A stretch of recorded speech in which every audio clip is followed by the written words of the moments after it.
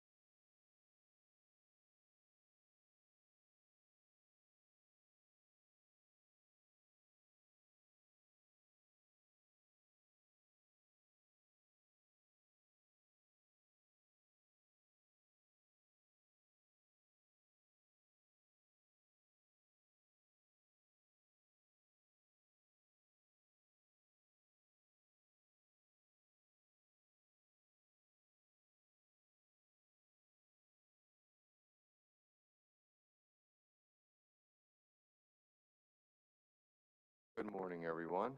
Welcome to day 2 of our the Mid-Atlantic Fishery Management Council's August 2023 meeting. We are joined today for the first part of today's agenda with the Atlantic States Marine Fisheries Commission's Policy Board. To my right is Joe Cimino from New Jersey, who will be sitting in for Spud Woodward, who's the chair of the commission. Joe serves as vice chair and will be sitting in today on policy board matters that come up throughout the discussion, and if any actions are needed. Joe will handle the ASMFC side of things, and I'll handle the council side of things. With that said, we have a panel of staff from ASMFC and the council who are going to walk through the first item on today's agenda, which is the Recreational Harvest Control Rule Framework Addenda 2.0. At the conclusion of this item on the agenda today, we have the folks from MRIP here with us again this morning. I'm sorry, your names are escaping me at the moment. However, they had asked for a few minutes at the end of the agenda today to answer any questions and provide us some feedback on what I announced yesterday, which was the announcement from NOAA that regarding the what do you call it, the pilot project that they'd worked on to determining effort with the MRIP program. So they are here with us, and we're going to hold a few minutes at the end of the meeting, at the end of this session this morning for that conversation. But with all of that said, I am going to turn now to Chelsea, I believe, who's going to start the presentation, and we'll see where it goes from there. So Chelsea, whenever you're ready. All right, thank you, Mr. Chair, and good morning, everyone. Today, Tracy, Juliet, and I are going to be talking to you about progress and next steps for the Harvest Control Rule 2.0. See if I can,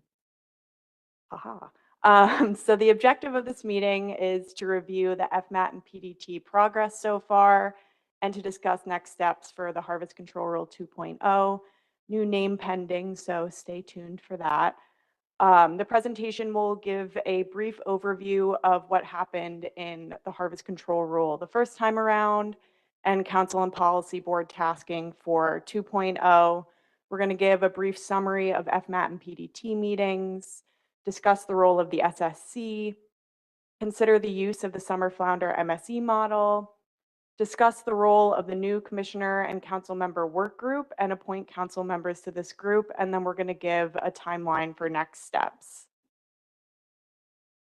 So in taking action on the Harvest Control Rule Framework Addenda, the first time around, the Council and Policy Board selected the percent change approach for implementation starting with 2023 management measures, but they agreed that it should sunset by the end of 2025 with the goal of implementing a new process for setting 2026 measures.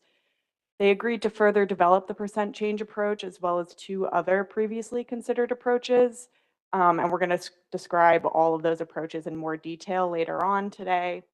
And so that final motion read, move to further develop alternative B, the percent change approach, alternative D, the biological reference point approach, and alternative E, the biomass-based matrix approach for implementation no later than the beginning of the 2026 fishing year.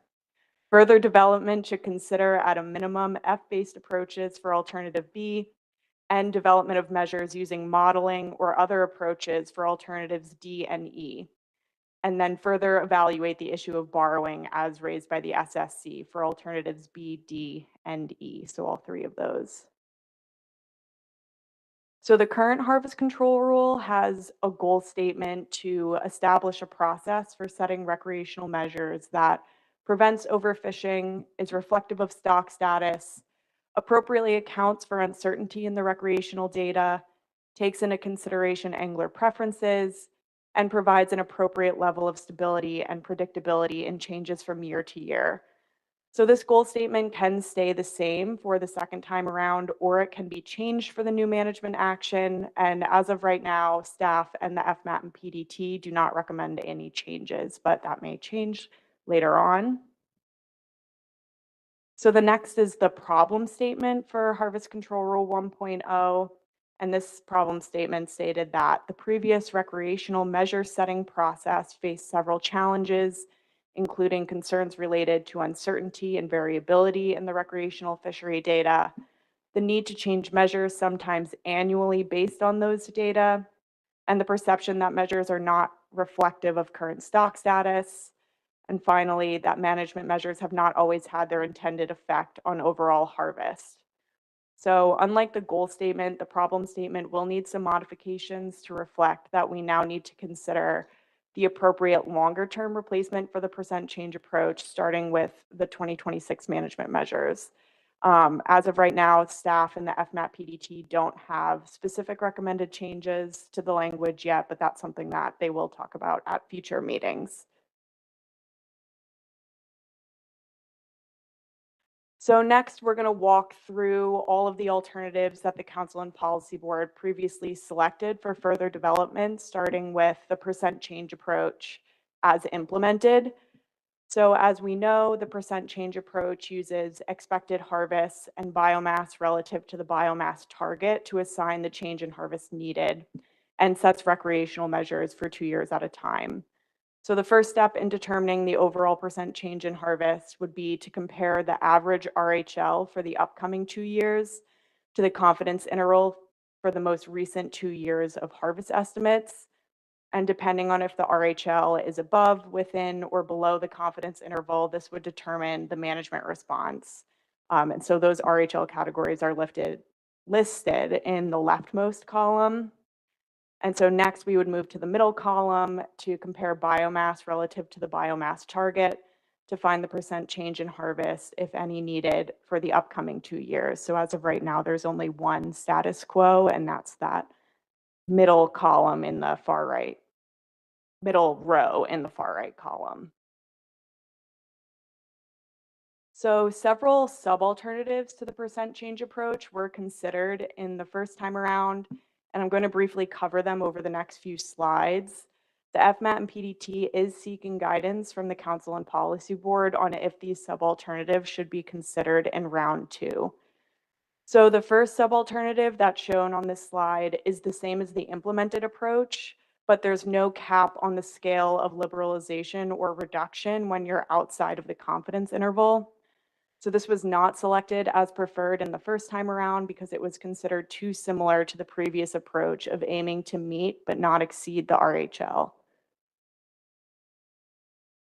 So the next sub-alternative is also the same as the implemented alternative, with the exception of the liberalization or reduction would always be either 10%, 20%, or 40% when outside of the confidence interval, depending on the biomass category. This one was not selected as preferred because it could result in liberalizations or reductions that were larger than needed. And the final sub-alternative is, again, the same as the implemented alternative, but with 2 additional situations where there would be no liberalizations or reductions. This was not selected as a preferred alternative because it was indifferent to the scale of disconnect between expected harvest and the RHL. So for example, scup and black sea bass were expected to and did fall into the lower category there, the 10% reduction. It was noted that there could be an infinite scale of RHL overage and the alternative would require no changes. The Council and Policy Board ultimately did not support this approach and instead agreed that a moderate reduction of 10% would be better in those circumstances, and a 10% liberalization in the opposite situation when an underage is expected. So after discussing all of these sub-alternatives, the FMAT and PDT is seeking guidance on if these should be considered in round 2, given that there were specific reasons why the sub-alternatives were not selected for implementation. The FMAT and PDT did note that there are ways of tweaking the percent change approach using the summer flounder MSE model that will be discussed later on today. But again, they wanted to seek advice from the Council and Policy Board to see if they can implement some of these changes in the alternatives, but not necessarily be bound to what was listed in the previous 3 slides. So this is just something to keep in mind as we move into the discussion section later today. So I'm now going to pass it over to Julia, who's going to be discussing alternatives D and E.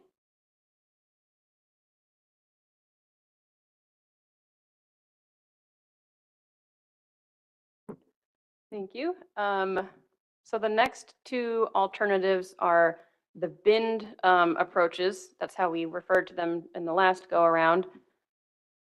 So the first of these 2 approaches that we were tasked with further developing is the biological reference point approach. And the second one is called the biomass-based matrix approach. And some things that these alternatives have in common is that they group a range of possible stock status and fishery performance indicators into bins. So under the previous approach, we could have a continuous response to changes in the RHLs. And this is what we refer to as a binned response, where you're only changing measures when you cross certain thresholds. And under these 2 approaches, measures would be assigned to all of the bins the first time the approach is used through specifications. Bins with positive combinations of indicators would have more liberal measures than bins with more negative combinations of indicators, and measures would be set for 2 years at a time. So next I will walk through the details of the biological reference point approach, which is the more complicated of the 2. This one has 5 metrics that are considered. 2 of them are primary metrics that are considered each time this approach would be used through the specifications process. And then the secondary metrics are only considered in certain circumstances when the categorization of the primary metrics remains unchanged from one cycle to the next. So the 2 primary metrics are biomass compared to the target level, or B over BMSY, and that's grouped into 4 different categories. And then the other primary metric is fishing mortality compared to the FMSY reference point, and that's grouped into 2 categories. The secondary metrics include recent harvest compared to the RHL, so a consideration of if overages have occurred in recent years or not. And then another secondary metric related to recent recruitment, is it high or low? And then also trends in biomass. Is it stable or increasing, or is it decreasing? So those metrics are used to define this matrix here. So could I walk through how this would work, starting with that left column, biomass compared to the target level. Each specification cycle, we would look to the most recent stock assessment information to place biomass into one of these 4 categories. And then also if overfishing is occurring or not. So those 2 categories define 7 bins here. And you'll notice that within each bin, there's default refers to default measures that would be assigned to each bin. And then depending on the bin, there's either more liberal or more restrictive measures. And those are based on those secondary metrics. So if, for example, the first time we would use this process, a stock has very high biomass and overfishing is not occurring, then the stock would be placed in bin 1 with the default measures. And then if the second time we go through this process, we get updated stock status information and we're still in bin 1, then consideration is given to biomass trend and recruitment trend. And if those are, if biomass, you can see the way it's shown on the screen here, if biomass is increasing, then you can have the more liberal measures. But if it's decreasing, then you stay at the default measures. And the intent here is that if you move between bin 1 and bin 2, for example, you would have a bigger change in measures than if you stay within the same bin. If you move from default to liberal or more restrictive, depending on the context, then that would be more of a small tweak. You'll also note that the recent harvest limits are exceeded or not exceeded. That's only included in the far right column when overfishing is occurring. When overfishing is not occurring, we would only consider biomass compared to the target, and then biomass trend and recruitment trend. And the idea behind only considering if recent harvest limits have been exceeded or not when overfishing is occurring is that we've had, some situations in recent years where there's been recreational overages, but they've not contributed to overfishing. So this kind of takes those considerations into account and has a more strict response in situations when recreational overages contribute to overfishing than when they did not contribute to overfishing, then only those other metrics are considered. So the next approach is the biomass-based matrix approach, and you can just tell from the way it's laid out here that it's more simple than the previous one. It only has 2 metrics, which is biomass compared to the target level with the same 4 categories as the previous alternative. And then trend in biomass is either increasing, stable, or decreasing. And I should note that for this and the previous alternative, during the last go around, the FMAT and PDT did come up with examples for how you would define something such as an increasing biomass trend or how you would define high recruitment. Those details are things that we can build off of for this second go around when we develop these more fully. But anyway, you can see here that the most common or the most positive combination of indicators gives you the most liberal measures, and then moving through to the most restrictive measures when biomass is decreasing and the stock is overfished. Some key differences between this and the previous approach is, again, there's fewer indicators, but there's also fewer bins. So under this approach, you might have a situation where the measures would remain in place over a wider range of conditions. So you might make less frequent changes, but when you do need to make changes, they might be bigger changes than under the previous alternative where you might need changes more frequently, but it has the opportunity for smaller tweaks in measures in some circumstances. So for both of those alternatives, through the previous action, we talked a little bit about how would we actually determine what measures are appropriate for each bin. And it was, discussed that, each bin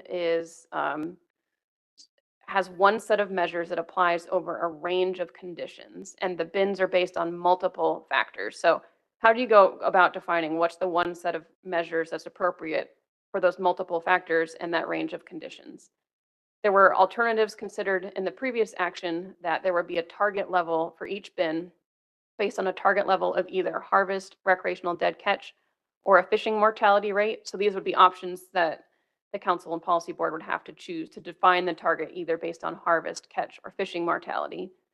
And then the idea was that the target level for each of those would be assigned based on the level that was considered appropriate for a given level of biomass. And this table here is an example of what was talked about in the previous go around of, for example, if you're in bin 1 under the biological reference point, you would assign a target level of harvest, catch, or fishing mortality that is appropriate for when the stock is at 200% of its target level, and then come up with management measures associated with that. There would be still a substantial amount of analysis that would be needed to determine, what's that appropriate level of harvest that's appropriate for 200% BMSY, for example, and what are the measures associated with that. But this is just meant to kind of provide guidelines for how the measures would be assigned. Next, just to remind the group that under the previous action, there was consideration given to overfish stocks and stocks that are under rebuilding plans. And it was determined that under all alternatives, stocks that are under an approved rebuilding plan would be subject to the requirements of that rebuilding plan. And none of the alternatives were meant to replace the rebuilding plan measures, but in some cases, measures implemented through the harvest control rule alternatives could have been used as temporary measures until a rebuilding plan is implemented, because there's an allowance for up to 2 years after a stock is declared overfished for the rebuilding plan to be implemented. So if there's a need for measures to be put in place until that rebuilding plan is implemented, then a stock could be assigned the most restrictive measures under the binned approaches. So this is the situation that we're currently in for bluefish, where bluefish was part of the first action, but the percent change approach was not used for bluefish this year, unlike the other species, because bluefish is in a rebuilding plan. But if bluefish gets out of the rebuilding plan while the percent change approach is still in place, then the percent change approach would apply to bluefish as well. So we assume that this is the same approach that the council and policy board want to take for this next action to treat overfish stocks and rebuilding plans the same way. But if the group thinks this should be handled differently, then that would be something that could be discussed. So next, thinking about some of the other alternatives that'll be considered through this new management action. All of our management actions need to consider a no action alternative. So under this new action, if the council and policy board take no action, then that would mean that the percent change approach would sunset and the previous FMP requirements would be used for setting the 2026 measures. And key points of what that would mean is that measures would need to aim to achieve but not exceed the RHL, and measures would be set for 1 year at a time. You may recall that the motion from June of 2022 that Chelsea read included development of a few other approaches, and one of them was an F-based approach for the percent change approach. This was something that was considered but not fully developed through the previous action. It was, not incorporated into an alternative. It was discussed in some detail, like towards the end of the management action, and there was a desire to further consider this through the next management action. So the intent behind this approach is that when there's consideration of if measures should be adjusted, consideration should be given to a recent recreational fishing mortality rate and compare that to a recreational fishing mortality target. And so that this is kind of related to the idea of is overfishing occurring or not, but focusing just on the recreational fishery. And if there were a fishing mortality target specific to the recreational fishery, did the recreational fishery exceed that or not? So the idea behind this is it allows us to consider most recent stock status information in terms of the fishing mortality rate compared to target levels. And as opposed to what we did in the past, where we looked back at was the RHL exceeded in the past, which, as we talked about before, may not have always actually contributed to overfishing. This would be focusing more on impacts to the stock and more recent information. Some things that were discussed during the previous go-around is that management does not currently use or assign fishing mortality rates or fishing mortality targets for the recreational sector. And the previous FMET and PDT discussed some examples of how those could be developed, but this is something that needs further discussion. So there was some discussion of, there's a fishing mortality rate associated with the ABC. Maybe that could be partitioned into a recreational and commercial amount. But again, this needs further analysis and further discussion to consider the most appropriate way to do this.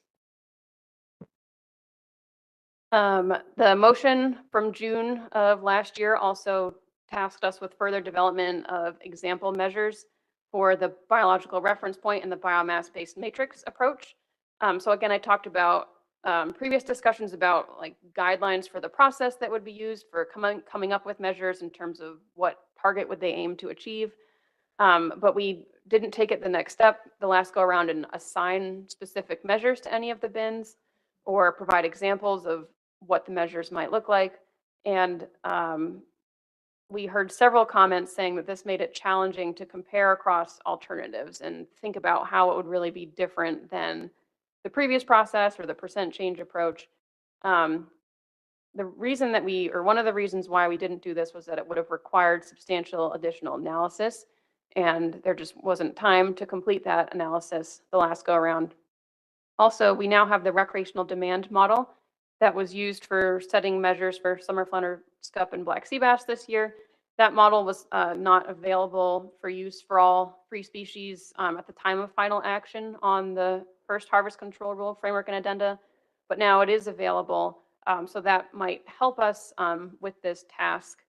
And then also we've had some other discussions about other analysis tools that might help us with this as well, with which Tracy will cover in a few slides. Another option that was previously discussed that we are planning to further develop, pending guidance from you all, is a consideration of taking the two binned approaches and using the thresholds that define the different bins as triggers for changing measures without predefining measures. And measures would still aim to achieve the appropriate target level of harvest, dead catch, or fishing mortality. So this would be essentially the exact same thing as those two binned approaches without assigning the measures ahead of time. So you would still follow the same process for determining when you're moving from one bin to another and when you need to change measures. This was supported by the current FMET and PDT for further development. Also, Chelsea mentioned in the motion that the Council and Policy Board wanted further consideration of the issue of borrowing as raised by the SSC. This relates to the implications of recreational management approaches for the commercial sector. And I'll just read out loud this quote from the SSC report, which said, "If constraining one sector is more challenging and leads to larger deviations from the specified catch targets, the patterns of allocation may be substantially different to those specified in the policy. This can lead to effective borrowing of quota from the more controlled sector and thus to increased levels of contention in the fishery management plans." So we do plan to further consider this issue during this go around, which relates to the next topic is the role of the SSC in this new management action. So the SSC is not typically involved in development of management actions. They were involved with the previous harvest control rule because the council did request the SSC's input on certain specific concerns. And the SSC formed a subcommittee which met several times and prepared a working paper that represented a consensus view of the entire SSC. There was very limited time for SSC review. They only had a few months to complete this whole task. And you can read all of their conclusions in a report that's available online. But just for now, focusing on how the SSC might get involved in this new management action. The SSC, works at the direction of the council. So if there's a desire to get the SSC involved, we would need the council to direct the SSC to do so. So the FMAT and PDT talked about if that's the desire of the group and the council, that it would be beneficial to involve the SSC earlier in this new management action compared to the last go around. At this early stage in development of the new management action, the FMAT and PDT thought it might be helpful to first give periodic updates to the SSC to help keep them informed. That was identified as a challenge the last go around, where the SSC was involved so late in the process, and they first had to get up to speed on what the management action was actually considering, and then, carry out their task of meeting the terms of reference that the council gave them. The FMAT and PDT did identify some specific issues that the SSC might be helpful with in terms of considering how to use fishing mortality reference points in some of the ways that we discussed. But we do think it would be helpful to wait to a later date to develop specific terms of reference, because at this stage in development of the action, we're still pretty early on. So we thought it would be helpful to wait until we have a better idea of some other analysis that we're already planning to work on, and think of more specific ways that the SSC could get involved. And again, for now, maybe plan for just some updates to the SSC to keep them informed on where this management action stands. And with that, I'm going to pass it over to Tracy to talk about a specific analysis that we've discussed. So to start off, I'm going to be discussing how the summer flounder MSC model might be applicable to this management action. So as a reminder, the summer flounder management strategy evaluation, or MSE, is a coupled modeling approach which incorporates stock dynamics, regulations, and angler behavior. It's used to evaluate and balance different management strategies and their associated biological, social, and economic trade-offs that best address the management objectives for summer flounder. In addition, the MSC model can incorporate key sources of uncertainty, including MRIP bias. So for example, an assumption that MRIP was biased high was a scenario that was tested previously for summer flounder in the calibrated model last year. So how it applies to this management action specifically, the summer flounder MSC was suggested by an FMAT PDT member at the first FMAT PDT meeting earlier this year as a potential tool that we could use to address some of the issues identified during the development of the first harvest control rule that was previously mentioned, such as being able to compare the performance of the different alternatives. So the FMAT PDT and MSC modelers actually met together in July to discuss the potential of using the summer flounder MSC to assist with the development of this management action. The modelers proposed that the MSC would be most effective as an approach to assess uncertainty across the alternatives and trade-offs between the alternatives. So as a result of that meeting, the FMAT PDT recommends the use of the summer flounder MSC model in development and analysis of alternatives in this action. So I'm going to get into next how it would be used, or at least how we discussed it might be able to be used. So during that July FMAT PDT meeting, a stepwise approach was proposed by modelers to ensure that we stay within the tight timeline of the Harvest Control Rule 2.0 framework addenda and prioritize how the MSC model is used. So if a stepwise approach is used, initial analyses would focus on the MSC model to test broader questions. Then, if there's time, we can use the MSC model to get more and more specific, answering more specific, more complex questions. And specifically, we could start off taking a closer look at the thresholds that define the boundaries between bins, such as categories of B over BMSY, or trends in biomass or recruitment. And then we could move on to testing the management responses to crossing these thresholds, like the different target levels of harvest, catch, and fishing mortality associated with each bin, or percent changes in harvest. And then getting more complex, if there's still time, then the MSC model could potentially be used to test specific measures assigned to each management response. However, if there was time to test specific measures, the measures would likely need to be simplified to stay within the desired timeline. So, for example, it's not likely that we'd have time to test measures at a state level. So as the FMAT PDT runs through these different methods to compare the performance of the alternatives, the FMAT PDT can refine the thresholds, management responses, and our measures based on the performance as determined by the MSE.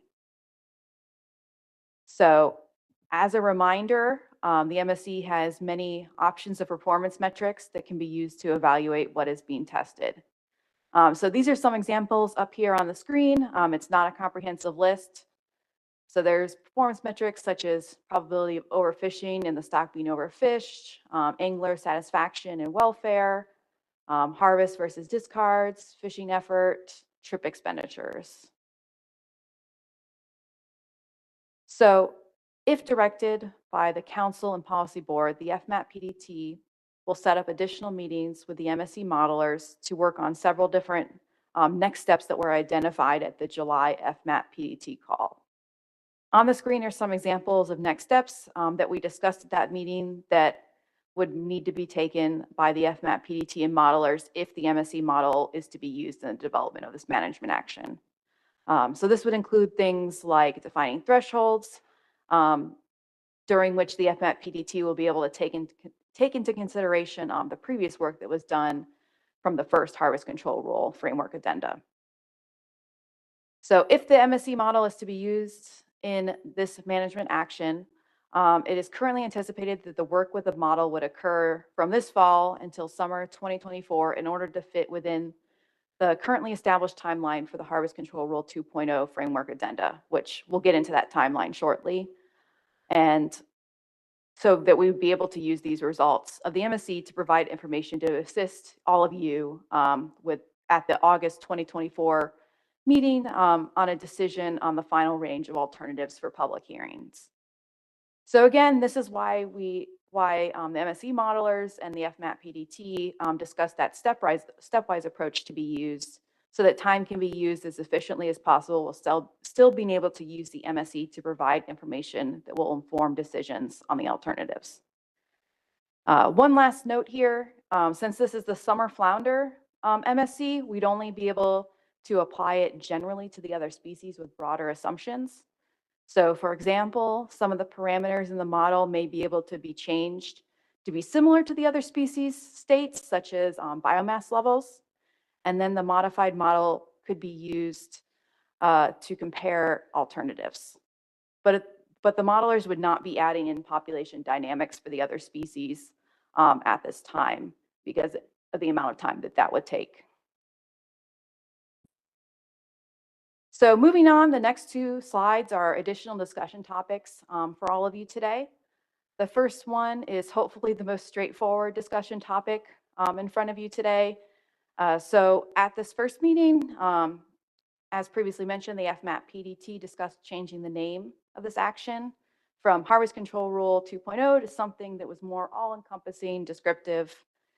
The recommended name change is the Summer Flounder, Scup, Black Sea Bass, and Bluefish Recreational Measure Setting Process Framework Addenda. And it could possibly be shortened to something like RMS. So next, we wanted to bring the topic of the Commissioner Council Work Group before you, as council membership still needs to be finalized. I think all of you have at least heard of this before, but as a reminder, this is a new group that will act as a liaison between the FMAT PDT and the Policy Board and Council.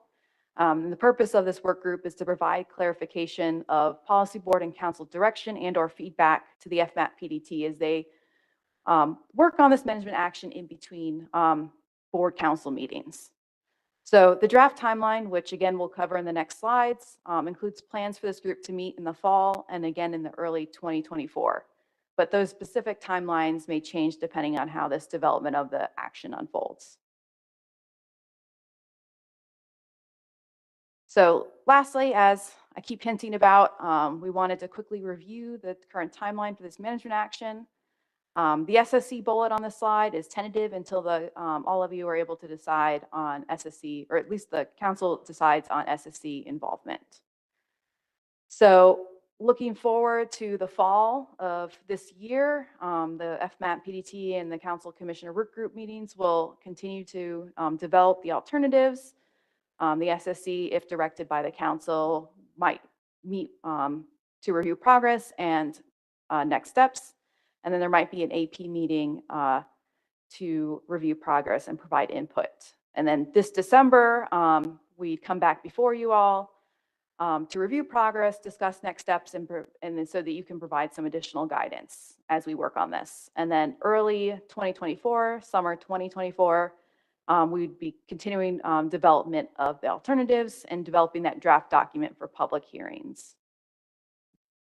So August 2024, we come back before you so that you could approve the final range of alternatives and approve a draft document for public hearings, which would occur in fall 2024.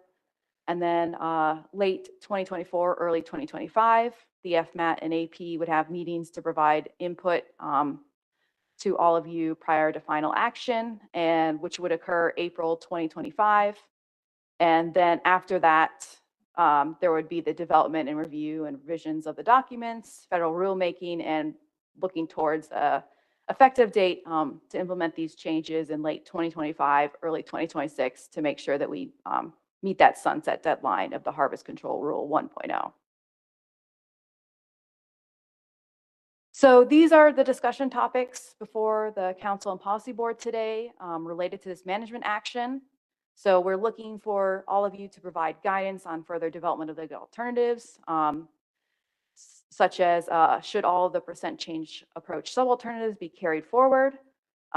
Consider changing the name of this action to the Recreational Measure Setting Process Framework and Addenda. Consider directing the SSC to assist with development of this action per terms of reference to be developed, specifically for the council.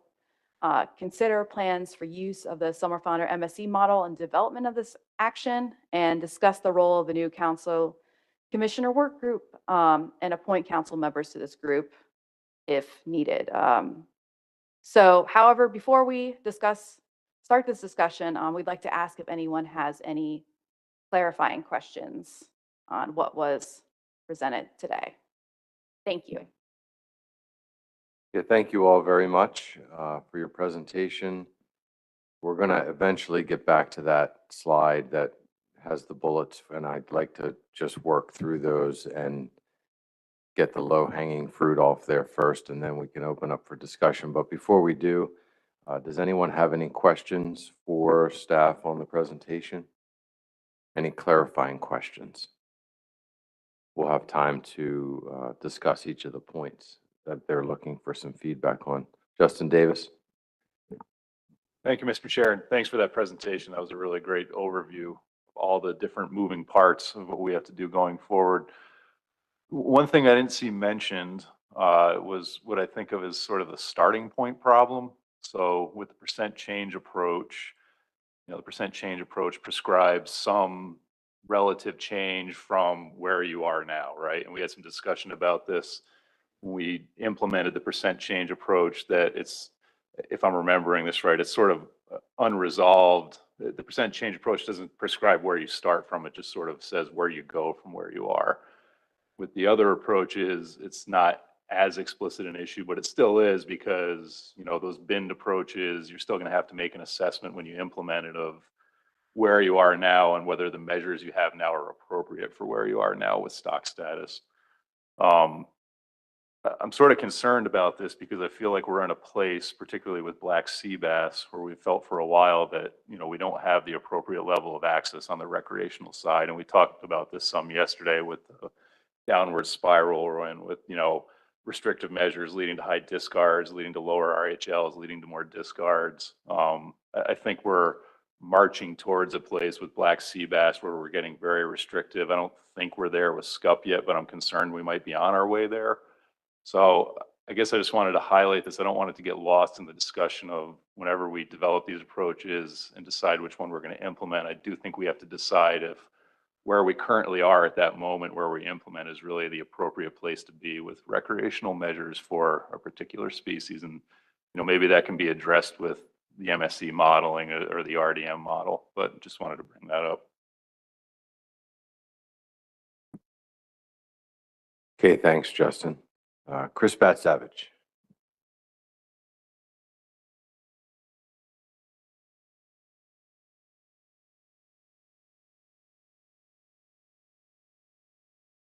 Thank you, Mr. Chair, and appreciate the very detailed presentation on this. My apologies if I missed this during the presentation, but I know yesterday we talked about that disconnect between management uncertainty for the recreational fishery and the percent change approach. For the different alternatives that we're going to look at exploring under this framework and addenda, will that be covered under those different options? Because I suspect there might be some nuances in how management uncertainty might be connected to the percent change approach versus some of the bend approaches and things like that. So yeah, just is that going to be like kind of baked into the work that's being proposed for this action? Thanks.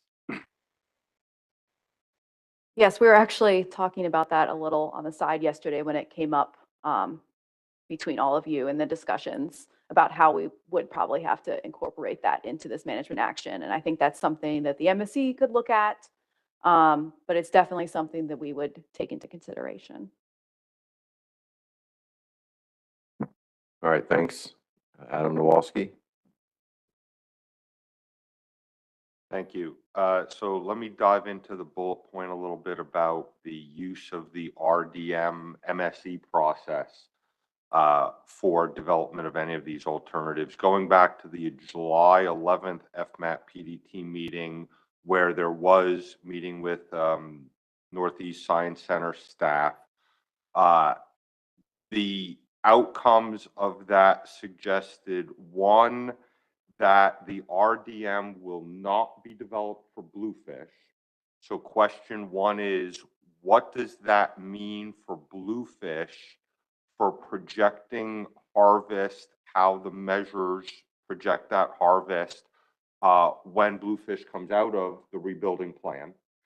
And number two is, can we do a little bit deeper dive here today? I see Lucar Harris is on. I don't know if he's available, about this element of not including population dynamics for any other species in the RDM besides summer flounder. How is the RDM going to project harvest, something that we think is better than what we're getting out of MRIP, for scup and black sea bass, if we're not incorporating those biological elements about the resource, reproductive capability, recruits in the stock, whatever we're using for summer flounder, if we're not using the parallel elements for black sea bass and scup, how can we have any confidence in it? So those are the two questions related to it. What are we going to do for bluefish? And can we do a little bit deeper dive on the lack of population dynamics for scup and black sea bass? Go ahead, Chelsea. Hi, thank you, Adam, for your question. So I'm going to take the bluefish question and then I may pass it over. I see Lou and Garrett are both on and they may be able to answer your questions about the RDM and the MSC a little bit better. But for bluefish, the FMAT and PDT did briefly discuss that the RDM will not be developed for bluefish, but because the MSC discussions are still very preliminary, they didn't get very in-depth about it at that meeting. Carson and I are in the process of collecting information so that the RFDM can be developed for bluefish, but that's still a very preliminary process. So we will probably have more of an update about that at the next meeting. And I can briefly answer the question about the summer flounder MSE model. Why aren't we going as in depth with scup and black sea bass? And I think it's really just a timing question. It's going to take a lot of time to answer these questions, and I don't think that the model can be developed in time because we do have a timeline for this action. It sunsets at the end of 2025, but I see that Garrett has his hand up, so I'll pass it over to him.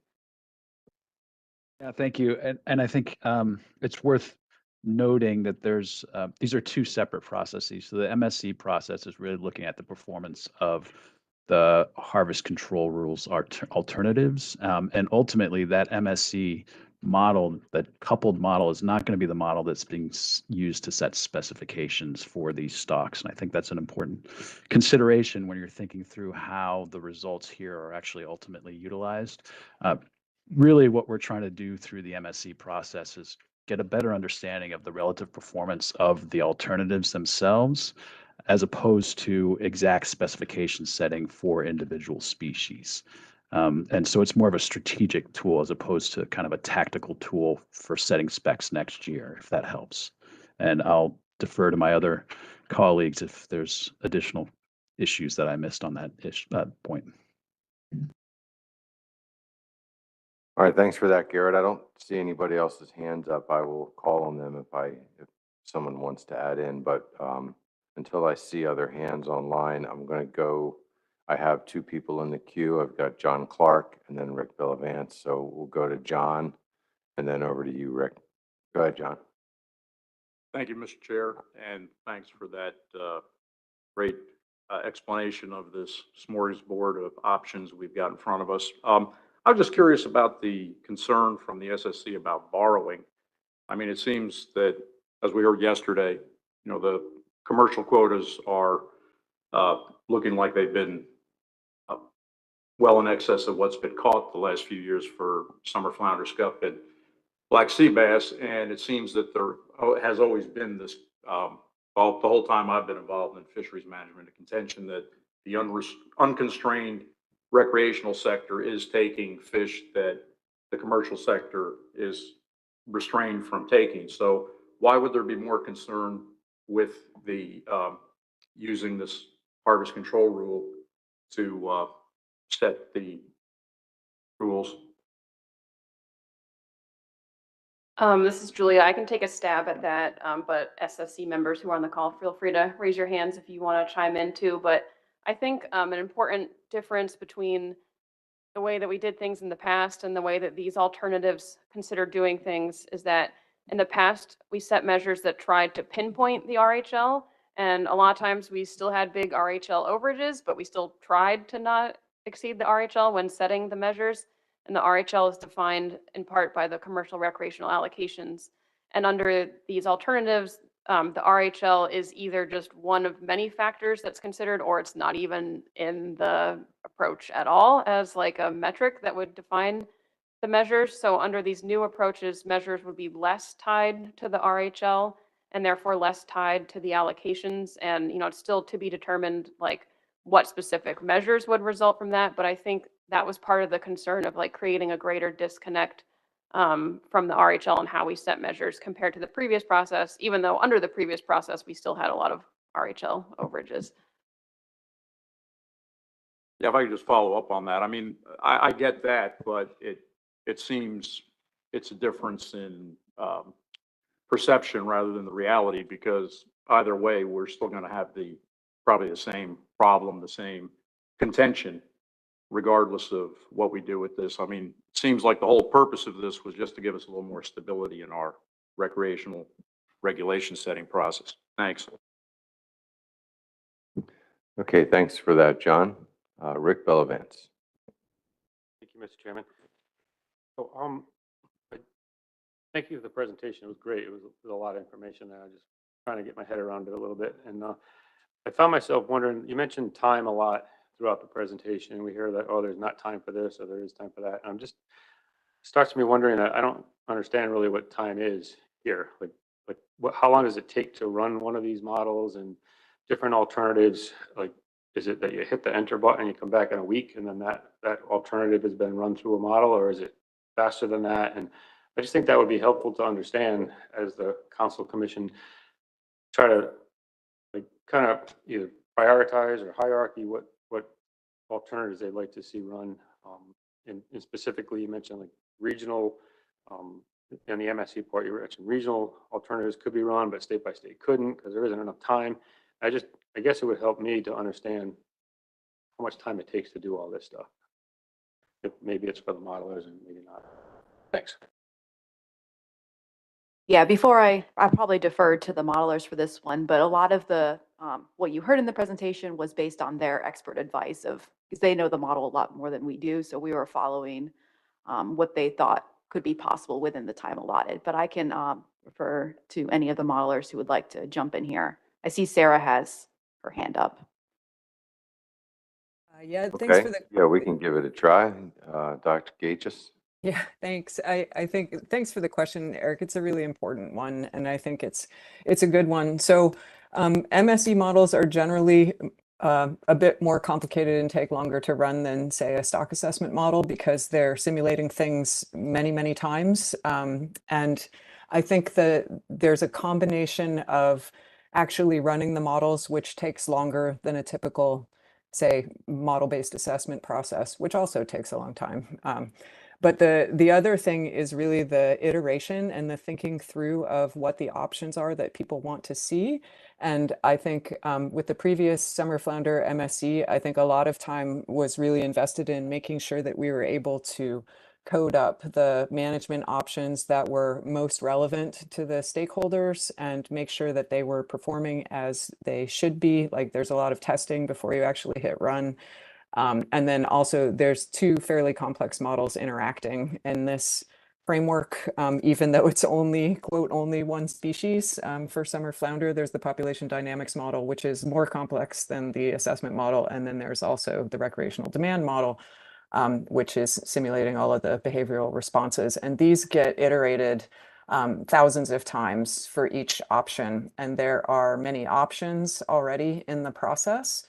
And so I think it's mostly, there's a real desire to be able to bring the council at least some information within the timeline that's been set for the process, which is a year. And that's a fairly short timeline for an MSC. I think the modeling for the summer flounder MSC took longer than that. The advantage here is we do already have that model.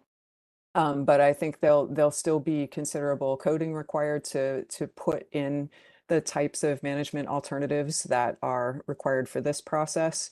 And then there's just a lot of iteration and running and aggregating the results of thousands of model runs and trying to, bring them back and be able to talk with the FMAT and make sure that the model is doing what they wanted it to do. And also like when there's a question, can we go back in and rerun that? I hope this helps a little bit. It is a significant investment, but one that I think can provide good information. But I think it is something to consider for the council. We can get some information within the timeline that's available right now, and with more time, there could be more information, I guess, if that helps. Thanks. Okay, thanks, Sarah. Julia has her hand up. Go ahead, Julia. Thanks. Just quickly to follow on to that point, just to reiterate that there's a lot of discussions about like the role of the FMET and PDT versus the role of the MSC modelers.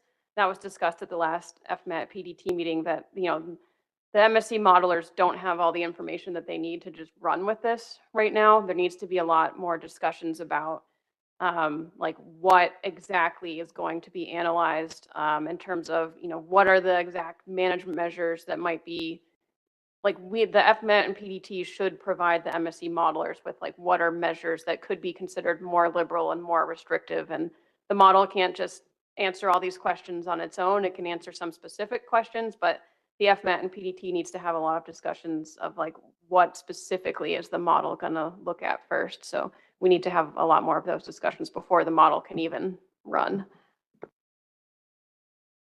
Okay, thanks, Julia. I've got a few hands in the queue.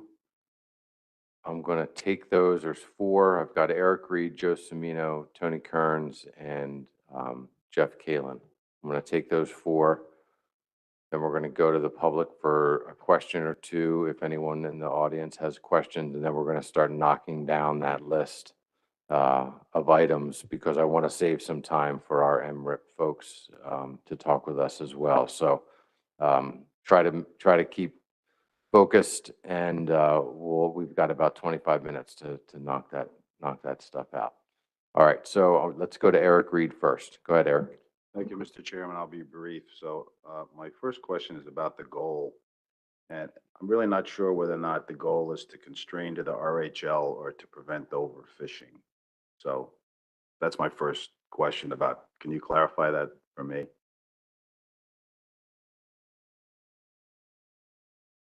I would say that the goal is definitely not to constrain to the RHL because only the no action alternative would put us back in that place.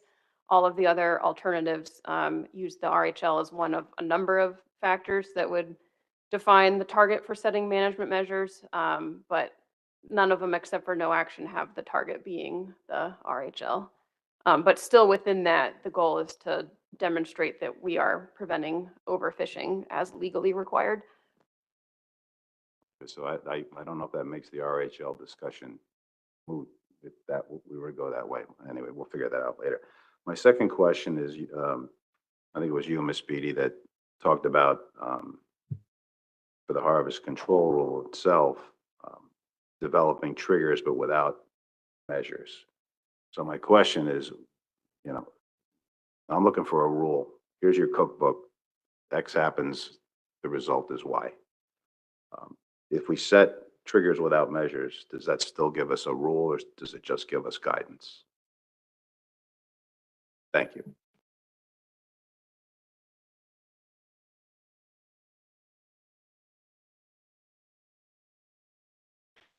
I wasn't sure if that was a rhetorical question or not, but that's why I wasn't answering right away. But yeah. I think that the intent is still like under the old process, we set measures that aim to achieve but not exceed the RHL, but you didn't know ahead of time what those measures would be until you go through the process of considering the most recent information available and trends in harvest, and the measures that would result in any specific level of harvest could be different depending on, information that can change over time. So I think it's more along, those lines of you would still have a target assigned to each bin, and the bins would tell you like when you need to change to achieve a different target, and that the specific measures that would be appropriate for that would still be determined through the specifications process. I think that part of the idea is that the bins are meant to cover the entire range of all possible stock conditions. And if you assign measures to all bins based on the information that we know right now, when we eventually get to a place where conditions are very different than they are right now, we might have better information available to us to better understand what measures are appropriate for that. So it would maybe help address that issue and also kind of relieve some of the analysis burden on setting all the measures all at once. But then it also has the downside of you're not kind of communicating like this is what we would expect measures to be. So I think there's kind of pros and cons to both approaches. And the idea was that we would still develop the other alternatives where the measures are pre-assigned, and it would be, a choice that could be made in final action, and that consideration would be given to both ways of doing it. Thank you, Judith. I appreciate you jumping in. I was pausing in part because I couldn't remember if tackling that question was one of our bullets or not. Is that something that you were seeking more information from all of us on? But I really appreciate that explanation and your thoughts on that. And I just wanted to say thank you to everybody for the presentation so far. Mike, I'm jumping in here since I think I'm next in the queue. So going back to, I think, kind of the roles that everyone's playing, you mentioned terms of reference that might be generated here, but who's evaluating the terms of reference?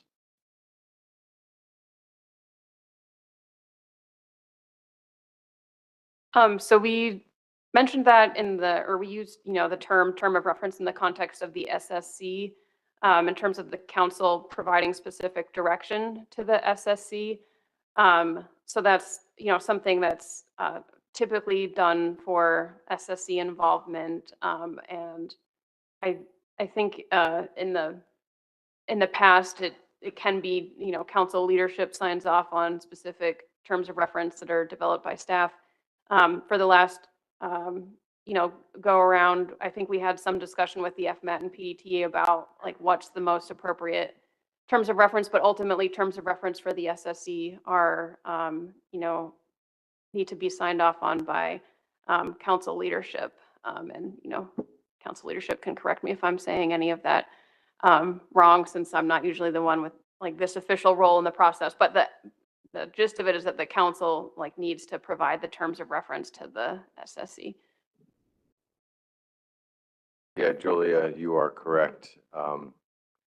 So Brandon, who is staff for the SSC, works with Paul and others to develop the terms of reference for which Chris and I and Wes take a look at and sign off on. But, you know, if during this process if you feel like you want to throw your name in there for another set of eyes, I mean, it doesn't hurt.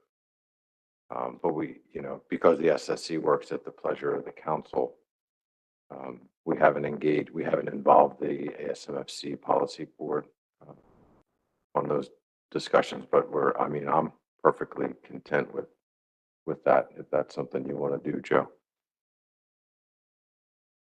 All right, let's go to Tony, and then I have Jeff, and then we'll move on to the public. Tony?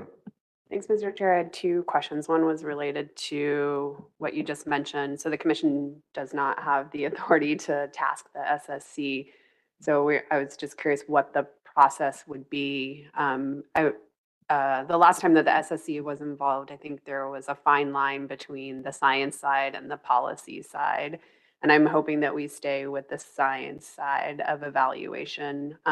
This process looks at, you know, a new approach to how we interpret Magnuson, and I would hope that we could stay open to that interpretation and let the SSC stick to the science end of it. And so if there is an opportunity for the commission to weigh in on the terms of reference, that would probably be helpful just for buy-in across the two bodies. And then my second question is to staff and the MSE evaluation. I think it's great that we can have a tool that allows us to evaluate performance. I have two sort of concerns that I hope that the PDT monitors and lets us know if we're cutting it too close in time. I know that the MSE will take time to do, and we are set for a deadline. And so if that approach is taking too long to evaluate, is there a point where the PDT will suggest a cutoff and we just keep moving forward with the options in the document without it? And then my other question is, how will we have a clear understanding of the comparison that people will try to do between what the MSC is telling us for summer flounder and what the MSC is telling us for the other species? They're not going to be the same caliber of evaluations. And so is there a plan for how we address that with the public so that people are clear that those evaluations won't be the same? I just don't want there to be a negative impact because we don't have that MSE developed for the other species. So for your first question, I think that's something that we could, if the Council and Policy Board was to suggest or recommend that we use the MSE in this approach, that at our first meeting with the MSE modelers, we could discuss that together of what point would be the breaking point. So I think they would also have a pretty good idea of timeline, you know, at what point do we have enough time to actually finish this or not. So I think that's definitely something we could discuss and put on the agenda. And then your second question was, sorry. Yes.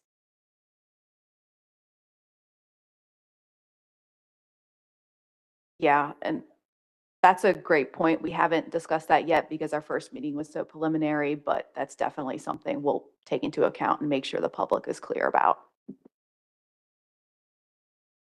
All right, thank you. Last question, Jeff Keelan. Yeah, thank you, Mr. Chairman. Thanks for the presentation. There's a lot of food for thought there. My question has to do with the justification for changing the name of the action from recreational, harvest control rule, which, I think it was related to the question that Mr. Reed made about what the real goal is here. And I also think,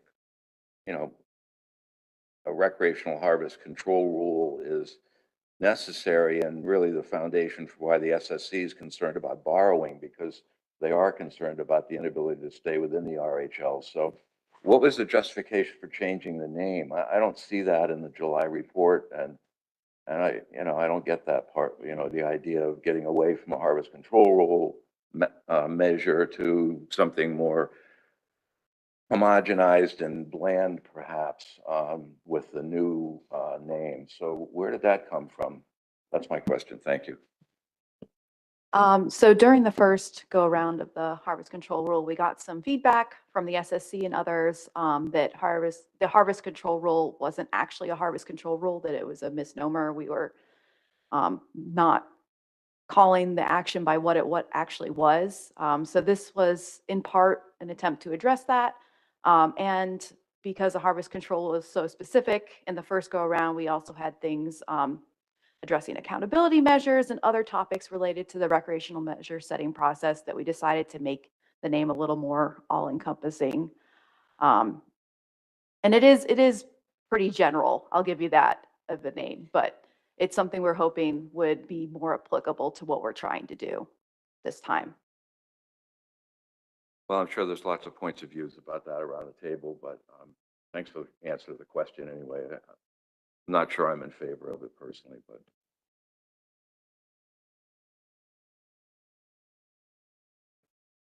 All right, thanks, Jeff, for making the easiest thing this morning, one of the more difficult things to get through.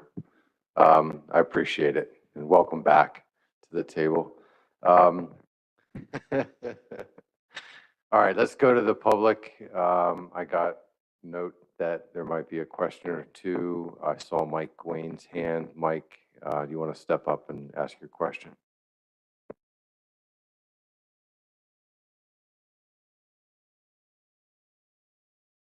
Thank you, Mr. Chairman. Mike Wayne with the American Sport Fishing Association. I'd like to think that one of the goals of this action for the policy board and the council is to try to bring some credibility back to the management process for the recreational sector. And in looking at this discussion slide, I'm not seeing stakeholder engagement plan for this action. I think if you remember what we did for the Harvest Control Rule 1.0, there wasn't much stakeholder engagement through the development of that action besides just, relying on the public knowing that there were PDT meetings to attend. And we got to the public comment period for these actions, and there wasn't a lot of participation from the public in the action. And the anglers care about what the recreational measures are. Call this action whatever you want. They care about what the measures are. So the question to the PDT and the FMAT, policy board and the council, how are we going to actively engage the stakeholders in the development of this action to help rebuild some of the credibility in the management process?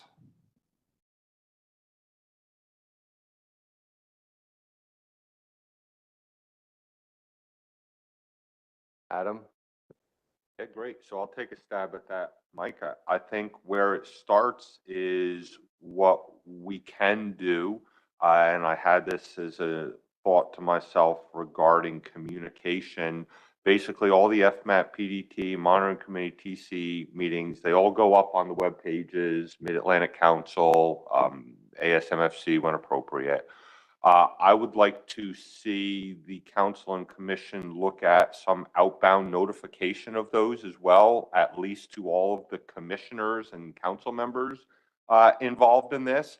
And I think we can consider sending that out to potentially the public, notifying them as well, and make sure that the public knows, and then extend these meetings, perhaps add an extra half hour onto these meetings to allow adequate time. It's oftentimes these meetings are, well, whatever time we have left for public comment is what we'll cram in at the end. To the FMAP PDT monitoring committee TC credit, they always try to get time in, but it's often compressed. So that would be my request, is that we engage in a more proactive outbound notification of what when these meetings are occurring, and that we build some additional time in for the public that want to participate in order to be able to get engaged. Those would be two suggestions I would have. Yeah, and I agree, Adam. I mean, I think those two thoughts are something we can certainly do. And as this develops as well, we'll take into consideration other forms of communication efforts to help bring the public and get the public involved. Mike? Yeah, thanks, Mr. Chairman, and thanks, Adam, for the suggestions. I think the council has a communications, I'm not sure what they're calling it or what you're calling it. Maybe the commission has something similar. Perhaps they could spend some time thinking about this question. I think that what Adam suggested will certainly help folks like myself stay engaged in this process. But yeah, there's a lot of other interested stakeholders that I think we need to work towards getting involved in this process. And I just wanted to really highlight that because I think it was clearly missing from the discussion. Thanks. All right, thanks, Mike. And your reference to council's communication group, it's called Mary Sabo. That's the name of the group. Mary does a fantastic job getting information out, so we'll work with Mary and make sure that we include the public in all aspects of what it is we're working on. I saw another hand, but I didn't see who it was. Greg.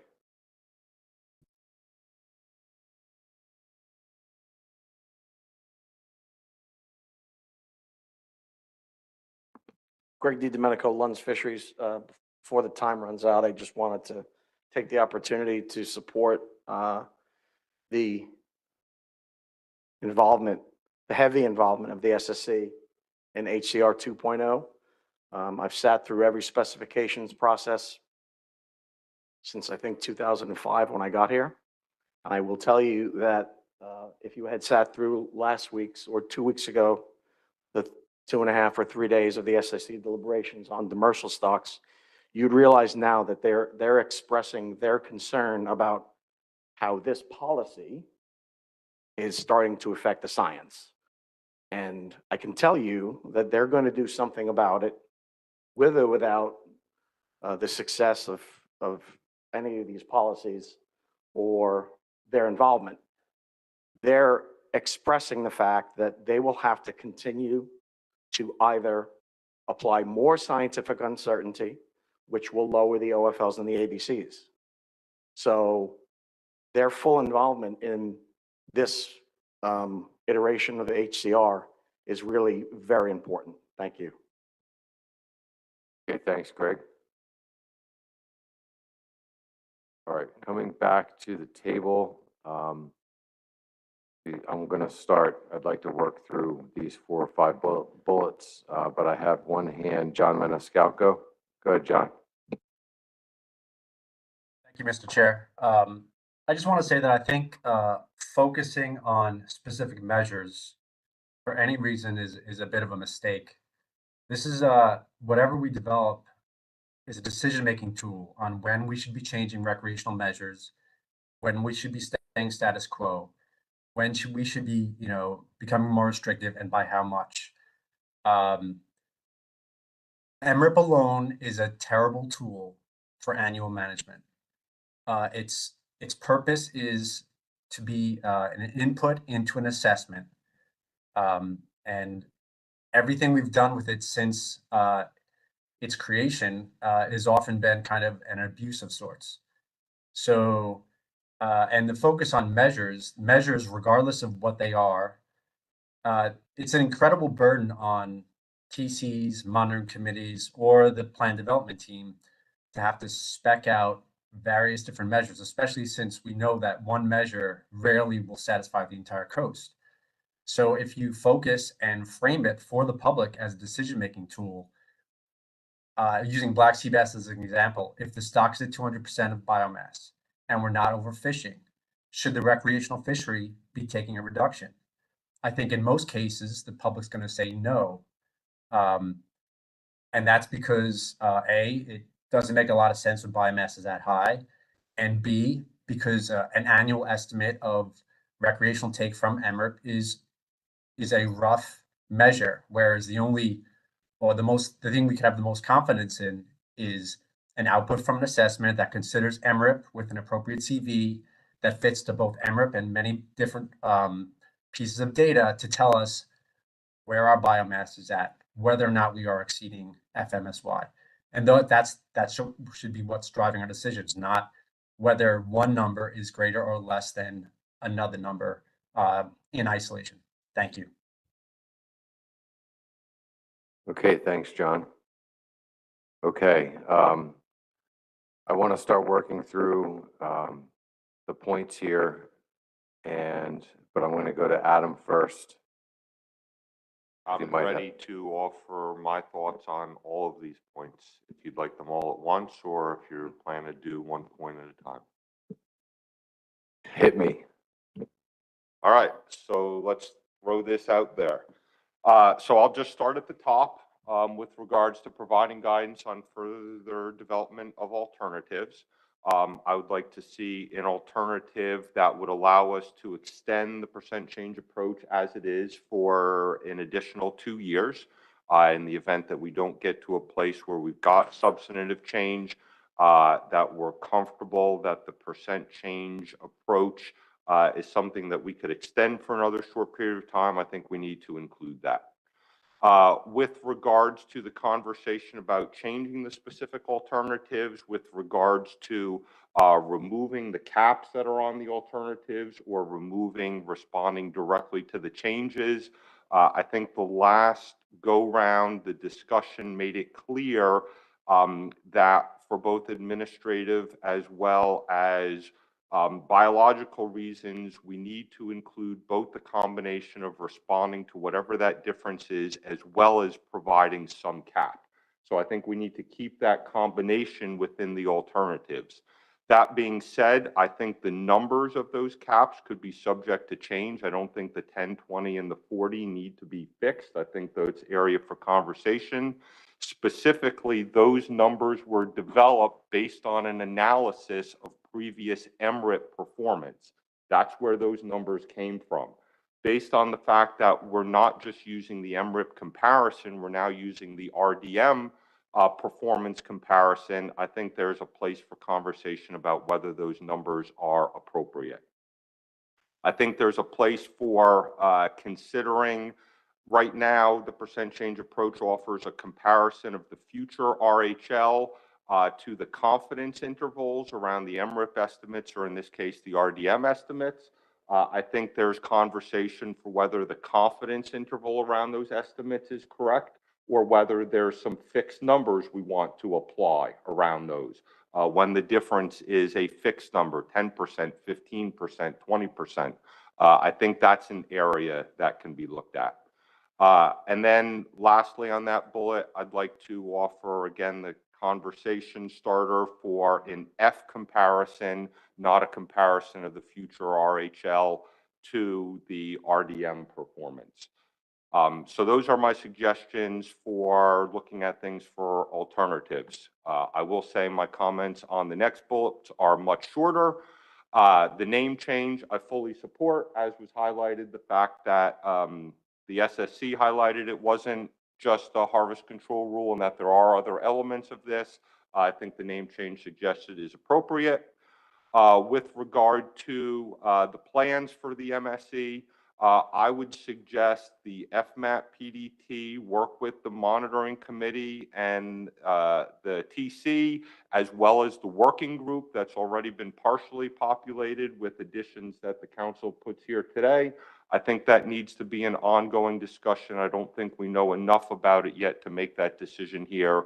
So that would be my proposed path forward. FMAP, PDT, Monitoring Committee, Technical Committee, and the working group working together on that issue. With regards to the last bullet point and the role of the work group, my sense is that that working group should be invited to all of the FMAP, PDT, Monitoring Committee, Technical Committee, and SSC meetings, and given some time at all of those meetings to be able to provide input that they think is appropriate for the subject matter being discussed at those individual meetings. And then finally, again, as I highlighted before on the public part, I think it's important that not just the working group, but all commissioners and council members get some type of outbound notification when all of these meetings are occurring, both for their own involvement as well as something that they want to pass along to their constituents for their participation. So that's my lengthy list that touches on most all of these bullet points, Mr. Chairman, and I thank you very much for the time to provide that input. Yeah, thank you, Adam, for offering your thoughts on that. I'd like to know what you had for breakfast this morning so I can order the same thing tomorrow. But thank you very much for your thorough description of each of the bullets and your thoughts related. So let me look around and see. I've got a couple hands up at this time. Justin Davis. Thank you, Mr. Chair. So I'll start by endorsing Adam's suggestion of keeping an option in the mix for extending the percent change approach perhaps for another 2 years. I think the BIND approaches offer tremendous promise as a path forward. I also think there's a lot of work that's going to have to be done to develop those potential measures. And then, I think as Mike Wayne alluded to, it's going to be important to have a robust public input process. I see this as something that's probably going to be pretty iterative, and I just, I wonder if we're really going to have those approaches fully fleshed out and sort of ready to implement by the time what we have now sunsets. In terms of the development of percent change approach 2.0, I would endorse keeping, I think it was option 2B, 1B. It was the third one that was presented. That's the one that retains an option for status quo into those bins that currently have 10% liberalization or reduction. To me, a feature that became apparent of this current percent change approach after we implemented it is that there's actually not that many prescribed outcomes for status quo. And I think one of the goals of this action was to get us off this hamster wheel of kind of chasing the RHL and making adjustments year to year in recreational measures. So I think providing some options that consider more outcomes that are status quo is good to keep under consideration. And I think that is the extent of the input I have on the first bullet. On the third bullet, I guess, I would agree with the idea that it is good to keep the SSC involved in the development of this, but I would echo, I think the comments that Tony Kearns made about having clear terms of reference, that those are vetted thoroughly by this group. It would be great if the commission can have input, and that those are directed towards providing advice on the technical aspects of this process. I think that concludes my remarks. Thanks, Mr. Chair. Okay, thanks, Justin. Mike Penny. Thanks. I think I can pretty much disagree with the previous speakers, including John Maniscalco, who I think made some really good points about what we're actually doing here, which is developing process to make decisions, not the actual decision. Just a couple of thoughts. I agree with keeping the first bullet, and I agree with keeping it in there for an additional 2 years if we still need more work on the other approaches. The name, I don't know, if we all agree that this is a harvest control rule, it's a harvest control rule, even if it's not technically a harvest control rule. It's really a decision rule that we're trying to develop so we know, how to approach decision making. My only concern about the name change is that it seems overly broad, and people might expect that we're expanding the list of things that we're going to consider in this action, which I don't think we're doing. So as long as we can be consistent in that, I think we're okay. On the third bullet about the SSC, I appreciate the SSC where and when it's appropriate, and we have really truly scientific questions that we need help with. I think The presentation highlighted a couple things like this idea of partitioning F, which I don't fully understand. So I think maybe the SSC can weigh in and help us with that. But the way this bullet is reading, it sounds like, you know, the SSC is just going to help us make policy decisions and develop alternatives. And I don't think that's the appropriate role of the SSC. So a little bit of caution there. I think there's been a couple of comments about engaging the public and stakeholders, and that's definitely important. I think what we have to be able to do, though, and this is tricky, is to set the expectations properly. I think we failed to do this the last time. What we're really developing here is a series of hopefully somewhat rigorous if-then-else statements and conditions. And as we found the last go around, you know, what a lot of the stakeholders wanted to know is, well, if you pick this one, what's my bag limit going to be?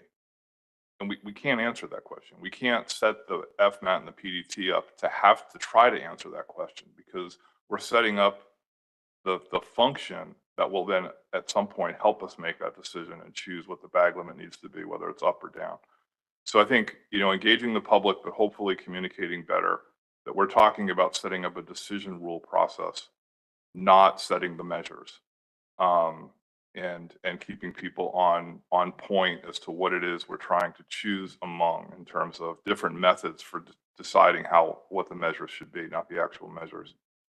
So I think I'll stop there, because in general, I support all of these, just with a little bit of concern about the SSC's involvement. Thanks. Okay, thanks, Mike. Michelle Duval, you're next. Thank you, Mr. Chairman. So I will echo and support the suggestions that Adam had with respect to the alternatives, particularly, you know, trying to tackle an F-based comparison. You know, I don't have strong feelings about a name change. I do agree that changing it would be good to address the SSC's concern about calling this a harvest control rule when, you know, as Mike just pointed out, this is a decision support framework. I have very strong feelings about the SSC being involved in this. This may be a policy, but this is highly technical. This is one of the most technical things we are tackling. And I think, you know, in the memo that the SSC provided to us last year, you know, they pointed out the ways in which, you know, these decisions on these very technical elements intersects with the role of the SSC. So I think it is a smart thing to have them involved, you know, early and often. I agree with development of clear terms of reference, you know, and I support the commission being able to weigh in on those terms of reference. But, you know, it's my opinion that this is a highly technical policy, and I think it's appropriate for their involvement. And I also, you know, agree with the comments that have been made about, you know, having a strong plan for communication with the public and ensuring that the public understands, you know, what we're trying to do here, as Mike just laid out in his comments. So I will stop there. Thanks. Thanks, Michelle. The chair set me up twice to call on myself somehow. I swear I was in the queue both times. So I think I want to just start with what Adam put on the table at the very beginning, that we need to be prepared to extend what we're doing, you know, probably for a 2-year period. There's a lot to still look at here. And I'm supportive of that. I'll jump to the management strategy evaluation for summer flounder, and I hope to see that explored. You know, I think we have a little bit less concern for sea bass and scup because of where those stocks are, but it won't, you know, it's inevitable that they will be in the same place that summer flounder is at this point. And so I think that that's a very valuable exploration. Yeah, I mean, you know, we talked about the working group a little in the past, and I think it's going to be very important to have that group of council members and commissioners to help bounce ideas off, to move this forward outside of just all of us sitting here and trying to do that. I think I'll just wrap up on the name change. Since I'm chairing, I won't be putting forward any motions, but I'd hope folks would give strong consideration to the artist formerly known as the Harvest Control Rules. Thanks, Joe. Okay, one more, we're gonna take one more comment, and then I'm gonna try to summarize a little bit. And I'm gonna be looking down to staff to see whether or not you obtained the information that you were hoping at least to get at this point, following John's comments, which, knowing John the way I do, he will provide you more than enough information, leading you on the right course for the future. But go ahead, John. I think just the opposite, Mr. Chair. I've agreed with the comments that have been made. I'm just a little confused. I just want to make sure I'm clear as to what we're actually proposing on what the alternatives we're going to continue pursuing. I agree with what Adam said about the percent change approaches, but does this mean we're not going to pursue the which were the other ones there, the biological reference point or the biomass-based matrix approaches, or is it to pursue all of them? I'm just curious, and I guess that will become apparent soon. Yeah, why don't I just go to the people who know? I saw Chelsea or Tracy, whoever wants to answer John's question. Yeah, I can provide a quick clarification. The question was if the percent change approach sub-alternative should be continued, but the other two binned approaches will be considered no matter what, because that was the Council and Policy Board's motion, I think in 2022. I'm forgetting the month right now, but those are a given. The FMPDT was just wondering specifically about the percent change approach sub-alternatives. Thanks. Okay, that clarified it. And as far as the name, a rose by any other name would smell just as sweet. So.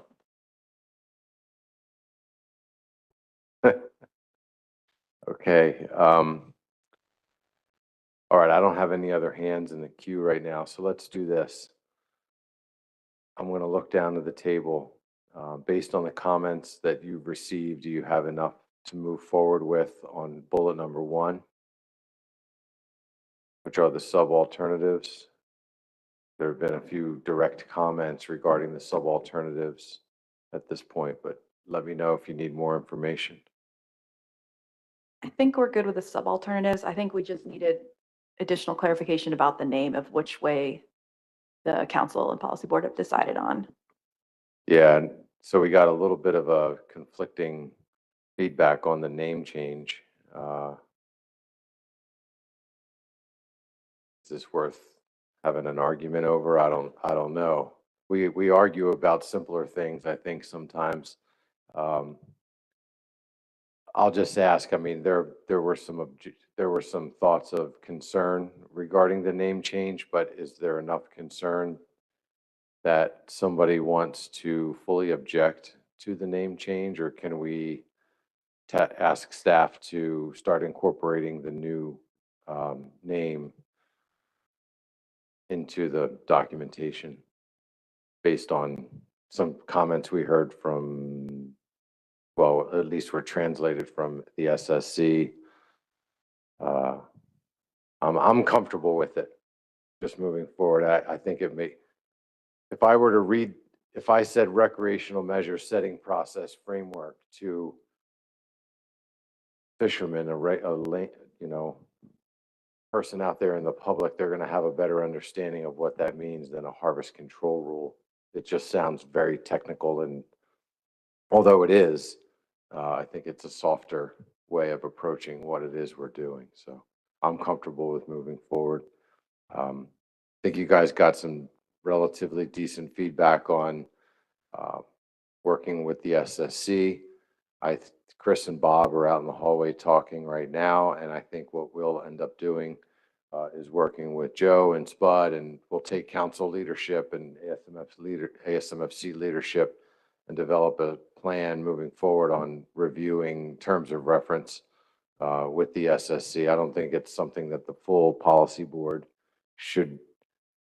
will have the opportunity to weigh in on, but at least leadership will get their eyes on it and can help guide that. The MSC information, I think you got some information on that. And as far as the the new commissioner and council member work group. That is on me. I have failed to provide Julia with who I've selected, Skip Filler, and the other person, Paul Reese, for that position. But no, in all seriousness, Julia has been asking me and asking Chris, who's been asking me, and asking Wes, who's been asking me, when we're going to find a couple people to do this. So I will take volunteers. Anyone who is interested in being part of this group, please let me know. But before the end of the week, I'm going to make sure Julia knows who those individuals are. So she will stop bothering me on this matter. Not that she's not bothering me. I think she just wants to fill the space. So I'll be looking for volunteers. If anyone wants to volunteer right now, that'd be great, because then I won't have to do anything more today on that, but we'll see. I got Paul Reese with his hand up and Skip Feller with his hand up. Imagine that. Okay, thank you very much, guys. And Adam's a part of the group from the commission as well. And I thought, Adam, you could do your best to represent both as a council member and a ASMFC commissioner as well on the group. So that wraps that up. Is there anything else that you guys need at this time? Okay. All right. Seeing none. I'm going to check on the MRIP folks. I hate calling you the MRIP folks, but I know there was a Sarah back there because my wife's name is Sarah, and I remember that from yesterday.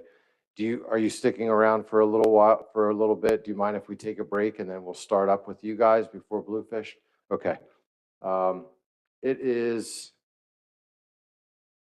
10:40. Let's take 10 minutes and come back at 10 till 11, and we'll pick up with the MRIP folks, and then we'll do Bluefish. Thank you.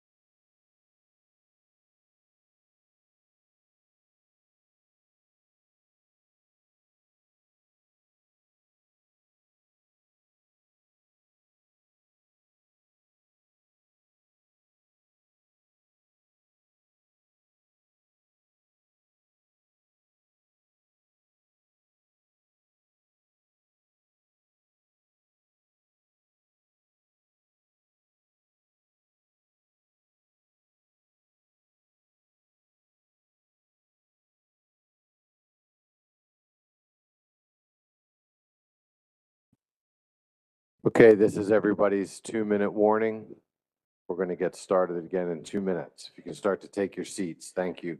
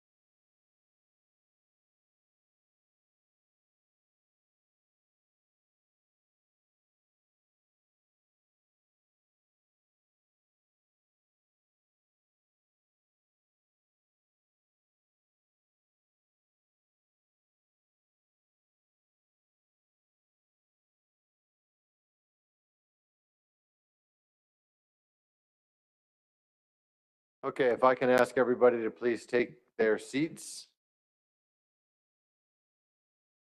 We are going to pick up on the next item on our agenda here this morning. It's not this afternoon yet. I wish it were, but it's not. We're going to start out with Catherine and Sarah. Catherine is the chief of the Marine Recreational Information Program Management Branch. And we also have Sarah, who is an MRIP communications specialist with us here this morning. I don't know if you guys have anything to present. This is all related to the announcement that I made yesterday that came out as of Friday regarding changes to MRIP. So I'm literally going to just toss it your way, and we've got about 10 or 15 minutes or so for anything that you want to present, and then we'll probably spend some time just with questions and comments and things like that. So I'm going to turn it over to you, and we'll go from there. Yeah, sure. Thanks, Mike. I think we wanted to just, I'll keep my remarks brief because a lot of, it's covered in the email that was then forwarded to all of you. So you have it. It's also attached to the meeting supplemental information so that you have that and a link to the report. So I'll just kind of provide a few remarks and then would like to have discussion and time for Q&A for everybody. So as mentioned yesterday, the MRIP's latest pilot study suggests that the order of the questions in our recreational fishing effort survey may lead to overestimation of private boat and shore-based fishing effort. It's important to note at this point, we wanted you all to know what we know. We wanted to be transparent about findings, but it is a pilot study. The findings aren't final. If there's a couple limitations to it, one was it was conducted over a 6-month period. The other was that the sample sizes were a little smaller in the pilot than the current FES design. So the corresponding estimates are a little less precise than we would like to base a decision on now, to calibrate off of. And so what we're planning is this larger scale study over the course of 2024 to gain an understanding of two things, because there's also, the program's done a lot of pilot testing in addition to this one study. Another one that we did that we want to build on is looking into how shifting to 1 month wave administration would impact the estimates. And so with this study, we kind of have the question order and the shift to 1 month waves, which we believe will be beneficial to the management system. It's been highlighted to us as a priority from our MRIP regional implementation teams on the Atlantic and Gulf Coast. And the Atlantic ACCSP is, the lead on that team. And also 1 month waves has a shorter respondent recall period, so that could also have some positive impacts for minimizing reporting errors. So this next study is over the course of 2024 is going to look at the combined impacts of the question order change and the 1 month wave change, to just do our we've tested them independently. We want to do our due diligence and look at the interactive effects and do it with really robust sample sizes so that we, if we decide that this is the path forward, if the results of the new study are similar to the previous one, we can then proceed with developing a calibration that has robust, data to do so. I know, I've heard all of your frustration and I understand it very well. I also know that it's equally frustrating to hear, answers like we don't have all the answers right now. But, regarding impacts to catch and effort estimates or stock assessments, so we kind of need the results to the follow-up study. But we want to, work openly and transparently with all of you and our partners in the other regions that use the FES estimates. One note that I'll mention is so with this question order finding, the impact is on the scaling of the estimate, not on, we don't anticipate the trend information coming out of the FES to change. So that's still, we expect that information to remain intact. So it's not a similar shift from, the CHTS, the old MRIP as you called it, to the FES. It's a smaller change that won't impact kind of trend information. At least we don't anticipate that now based on what we know now. Anyway, I guess I can leave it there. Was there anything you wanted to add to that, Sarah? I would just say that the revised design would be run concurrently with the current FES design over the course of 2024, so we can compare the results of the two.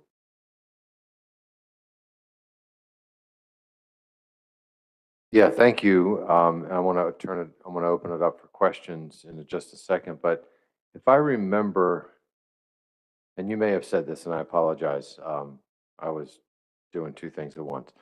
From Evan's presentation of the information last week, was there, there wasn't a trend, there wasn't a consistent trend within the regions or by species, was there? I mean, so I think one of the questions I've been getting is the trend that you're seeing with the adjustment of the questioning, the questions and the order of the questions, is it showing a consistency within regions among the species within those regions or not?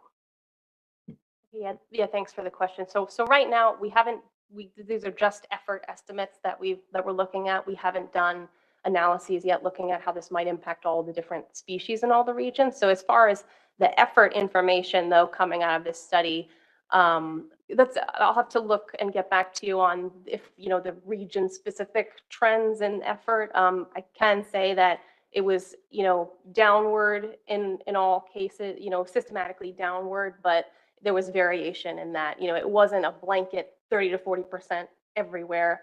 It varied a bit by state and also fishing mode, shore versus private boat mode. So yeah, again, it's early stages and this is effort and we haven't kind of gotten to the species impacts just yet. But yeah, thanks for the question. Yeah, thanks. Let me pull back up my screen. Oh, I'm sorry, Mike Penny. Go ahead, Mike. Yeah, thanks, Mr. Chair. And I mean, thanks for that last point. I think that's really important to maybe stress again so everybody's clear that the overall impact that we saw from the pilot, which we're going to see if we can reproduce with next year's study, is this difference in overall effort.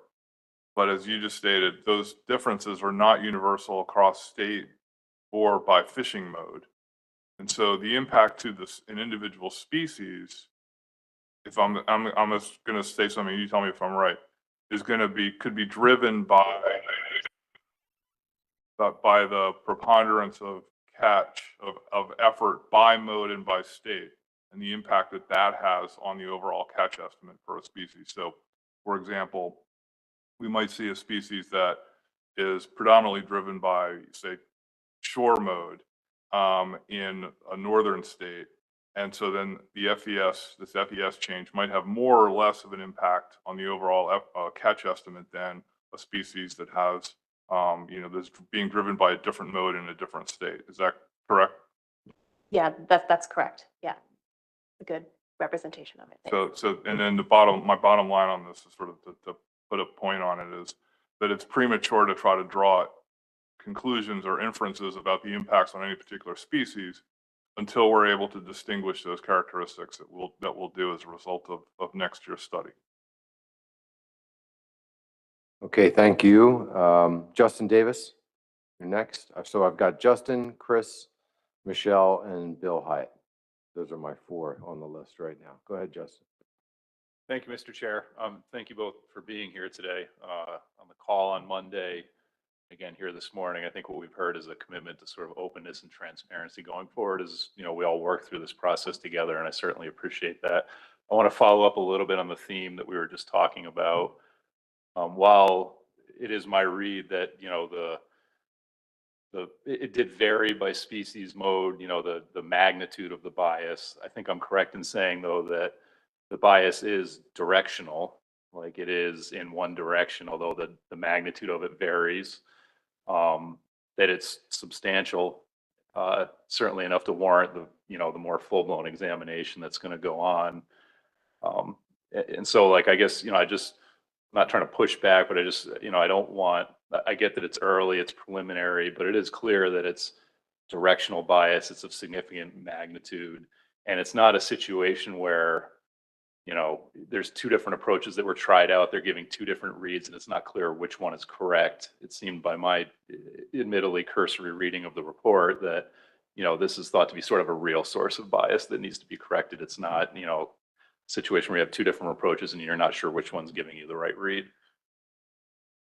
Yeah, no, thanks for that. So just again, we're looking at effort, not like the species, different impacts by species. So we do have to look at that. But yeah, it was directional, a downward trend, and or a downward comparison. This new, the estimates from this study relative to the FES effort estimates. One thing that I might add is sorry, I lost my train of thought. Can you finish the rest? I had a point about the end of your question. Can you just reiterate? I have to remember what I said now. I think it was the point about, basically trying the survey 2 different ways, getting 2 different results, and then, not being sure which is the correct result. It doesn't seem like that's the case. Thank you. Yeah. So just, yeah, thank you for reminding me where my head was going. So yeah, just to be, with surveys, we don't know total catch. We don't know what truth is. But the reason that we believe that this is a real bias and not just kind of a confirmation bias of like, oh, this is lower and lower is what we think is, or people think is right. The thing that we saw in the flipping the question order was a difference in reporting, illogical responses. So specifically, we ask about 2 months of fishing activity and 12 months, and there was less instances in this flipped question order of people reporting more trips in the 2 months than the whole 12-month period. So that was why we saw a reduction in that reporting error rate in this new. So that's why we think, it's a cognitive issue. We still don't know what truth is, but we think this is in the direction of, that's why we think this will be more accurate moving forward. If the final results, of this new study confirm that, and there aren't any kind of interactions or year effects that we haven't accounted for in the 6-month study. Okay, next I have Chris Bat-Savage. Yeah, thank you, Mr. Chairman. And yeah, thank you for being here to answer questions we have. I have a couple, just real quick. You mentioned you're looking at potentially 1-month waves. Is that for the FES survey and APIS? If both have a follow-up question. Yeah, so thanks for the question. With the 1-month waves, regardless, based on the results of this upcoming study, if that supports the idea of moving forward with this, we will switch to 1-month waves for FES. That gives us some flexibility of ideally we want to have 1-month catch estimates as well. It may not be, funding wise realistic to do that, but it gives us flexibility then because, the FES, the way the design is, it's this, retrospective period where there's a delay in when we get responses back from the mail survey. And so this would expedite that. So we'd have effort estimates sooner. And so our options could be shifting to 1-month waves for FES alone. And that would still have some benefits. It could be shifting to 1-month waves for catch estimates as well for really high activity periods of the year, which might be beneficial. Or, if we're able to do it, doing the kind of the full scale 1-month catch estimates. But if we don't know that answer just yet, but we think this will give us flexibility to kind of explore other, improvements in the timeliness of the information that we produce.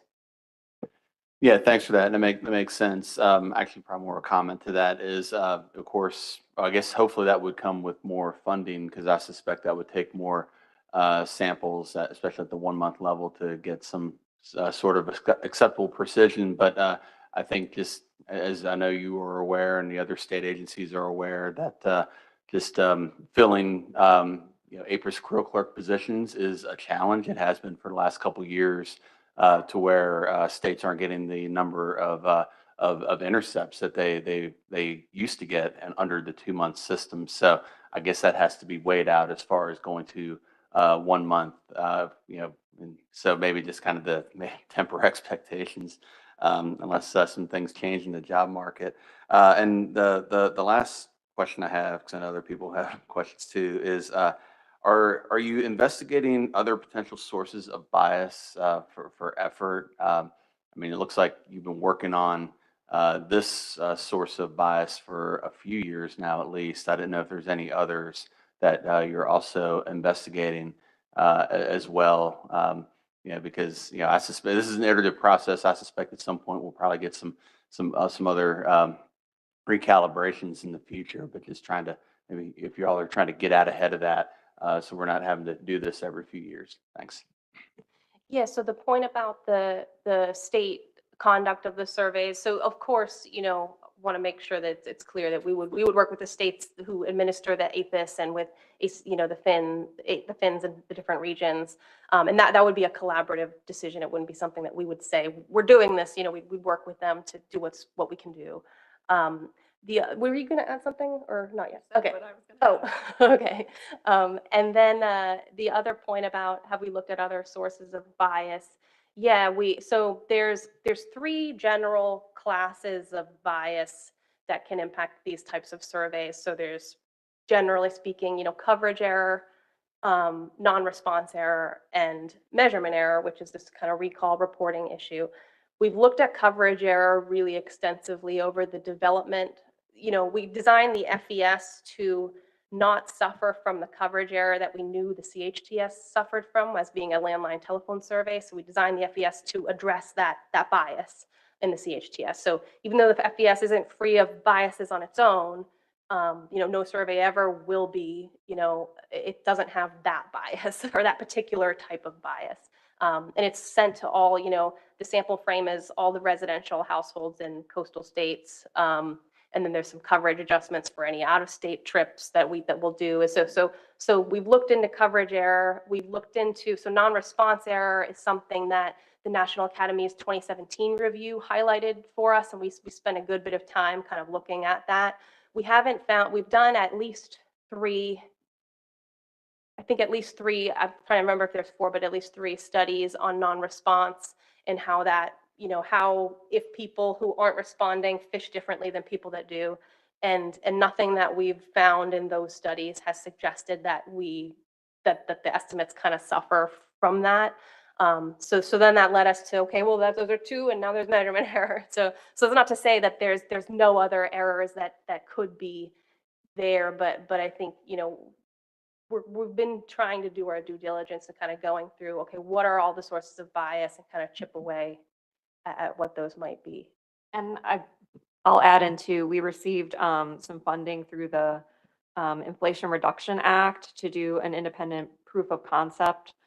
Let me look at my notes to make sure I'm getting this right. To estimate offshore fishing using novel technologies. So that could be used to compare against the FES self-administered survey as well. So AI and satellite imagery and so forth.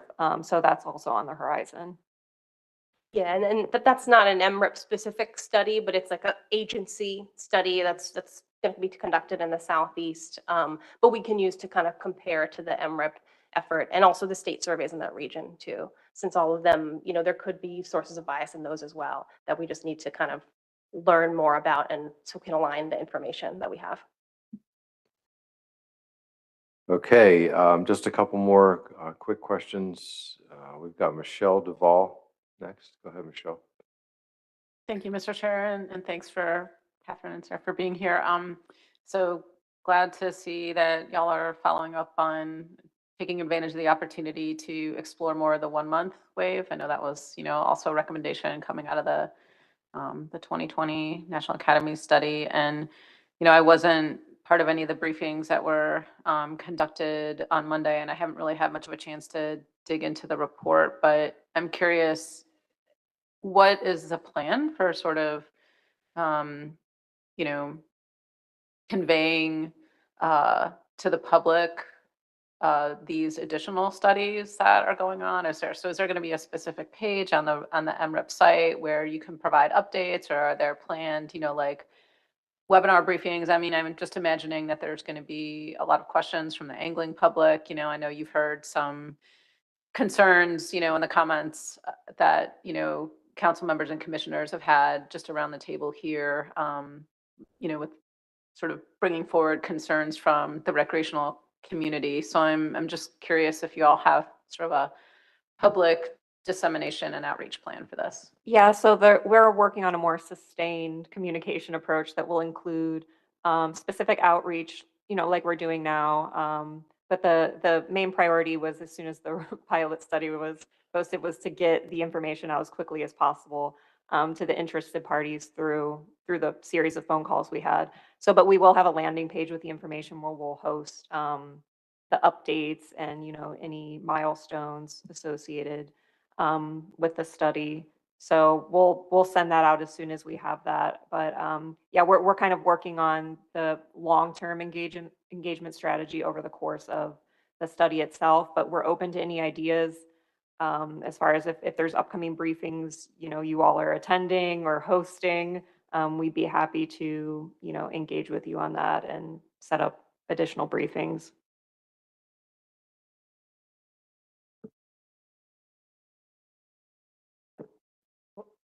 Thanks. We'll go online to Commission Member Bill Hyatt.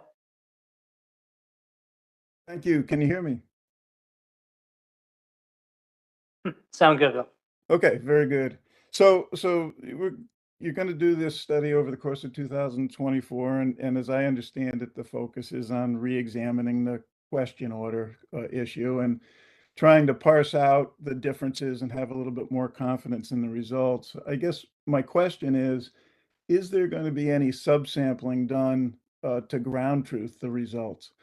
I think I've heard conversations tending towards that not being the case, and then maybe some words leading me to believe that you were going to be doing some ground truthing. So my question is that type of subsampling and follow-up approach part of this 2024 study? And if it isn't, why not? Yeah, thanks for the question. So to be honest, I have a hard time with the term ground truthing because, even with the best design, we still don't know what truth is, as I said. But what is happening is the study that Sarah referenced, it's part of the Red Snapper IR Inflation Reduction Act funds that has gone to the Science Center, is going out to Gulfin, and also through some independent contracts with independent consultants to look at a way to, I don't call it ground truthing, but a way to find alignment with an independent data source that, isn't reliant on what anglers report, but so using a combination again of satellite and camera and AI to try to see if there's a way to get an independent estimate there too. So it's like that study it's a proof of concept one-time kind of study for now, because as you can imagine, that kind of study is expensive and probably, in my opinion, it may not be sustainable to do forever, but it would give us some idea of, you have an independent estimate that you could look for alignment with the FES and with the other surveys in that region. And so there may be some lessons learned in other places. Unfortunately, we didn't get a red striped bass or black sea bass IRA bucket of money to do something up here like that. But we're going to try to, use the information we get there to help inform, improvements around all the places that we conduct effort surveys. Yeah, thank you for that answer. And yeah, I agree totally, including some kind of independent estimate in addition to what you parse out from the comparison of the questions is important. So thank you. Okay, thank you. We're going to take one more comment from Rick Bellavance or question, and then we're going to have to move on. But I do want to thank you for mentioning striped bass. This is usually my safe haven from having to deal with striped bass. I come to the council meeting, we don't talk about striped bass. So Catherine, thank you very much for wrapping up my morning in a great way. Go ahead, Rick. Thank you, Mr. Chairman, and I won't mention. Thank you, Catherine and Sarah, for your presentation. I was listening to your conversation with Dr. Davis, and I think it's sort of, my fears are building on sort of where he was going, where like what happens after 12 or 24 months or 12 months that you get a result back that's completely different, right? And so understanding the way you're going about the survey was a little bit reassuring to me that it's more than just the a random sample of people that just happen to think a different way. But I still have concerns about that, and I'm wondering. So my day job, I got to interact with a whole bunch of recreational fishermen, all different types of people, and I can see they're very different. My job is to size them up and try to understand, get in their head, and figure out what's going to make them happy that day. And I think I've always felt like the survey, the effort survey, is challenged because they're so diverse, and people are going to answer questions differently. And I'm wondering if you guys have like a social scientist on your team that has like experience with surveys that could try to help get into the minds of the diversity of the recreational fishermen, that would try to understand why there's variability, and that would be helpful to know. Thanks. Yeah, no, thanks for asking that. So we do, our team of statistical consultants are expert, survey methodologists, social scientists. We are, another piece that I forgot to mention that I should, that wasn't in this study, but it's something we're kind of doing now with those folks, is doing some cognitive interviewing. So doing, subsamples of angling and non-angling folks to do a kind of a guided in-person interview and work through the questions to figure out, how the question order impacts how people respond, if there's things confusing about the questions. And so the development of the FES design, that was done as well, the cognitive interviewing, to get in the minds of the folks that are answering the surveys and make the questions as clear and simple as possible. So we do, that's been a big part of our work, is having, folks that have that expertise, consult and advise on that. So yeah, that's a great question. And that's something that we prioritize as well. Okay, Catherine and Sarah, thank you so much for being around.